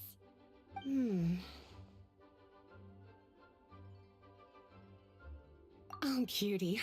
Nothing escapes your eyes, does it? For the child who never met their biological parents, this kind of conversation is always a difficult one, even for the most well-adjusted. By contrast, Razor grew up in Wolvendom and has had very limited contact with human society. Who knows whether he's ready for this or not? I'm sure the Grand Master will have given due consideration to Razor's circumstances. Perhaps he felt that now would be the most appropriate time. That's a good point. Okay, cuties, can I leave you to break the news to Razor? He thinks of me as his teacher, so he might not open up to me if he gets upset. But you are his trusted friends. I think it makes more sense for him to hear about this from you. Thank you, sweetie. Try to be as encouraging as you can. Someone his age needs all the love and support they can get. Is there something else you would like to discuss?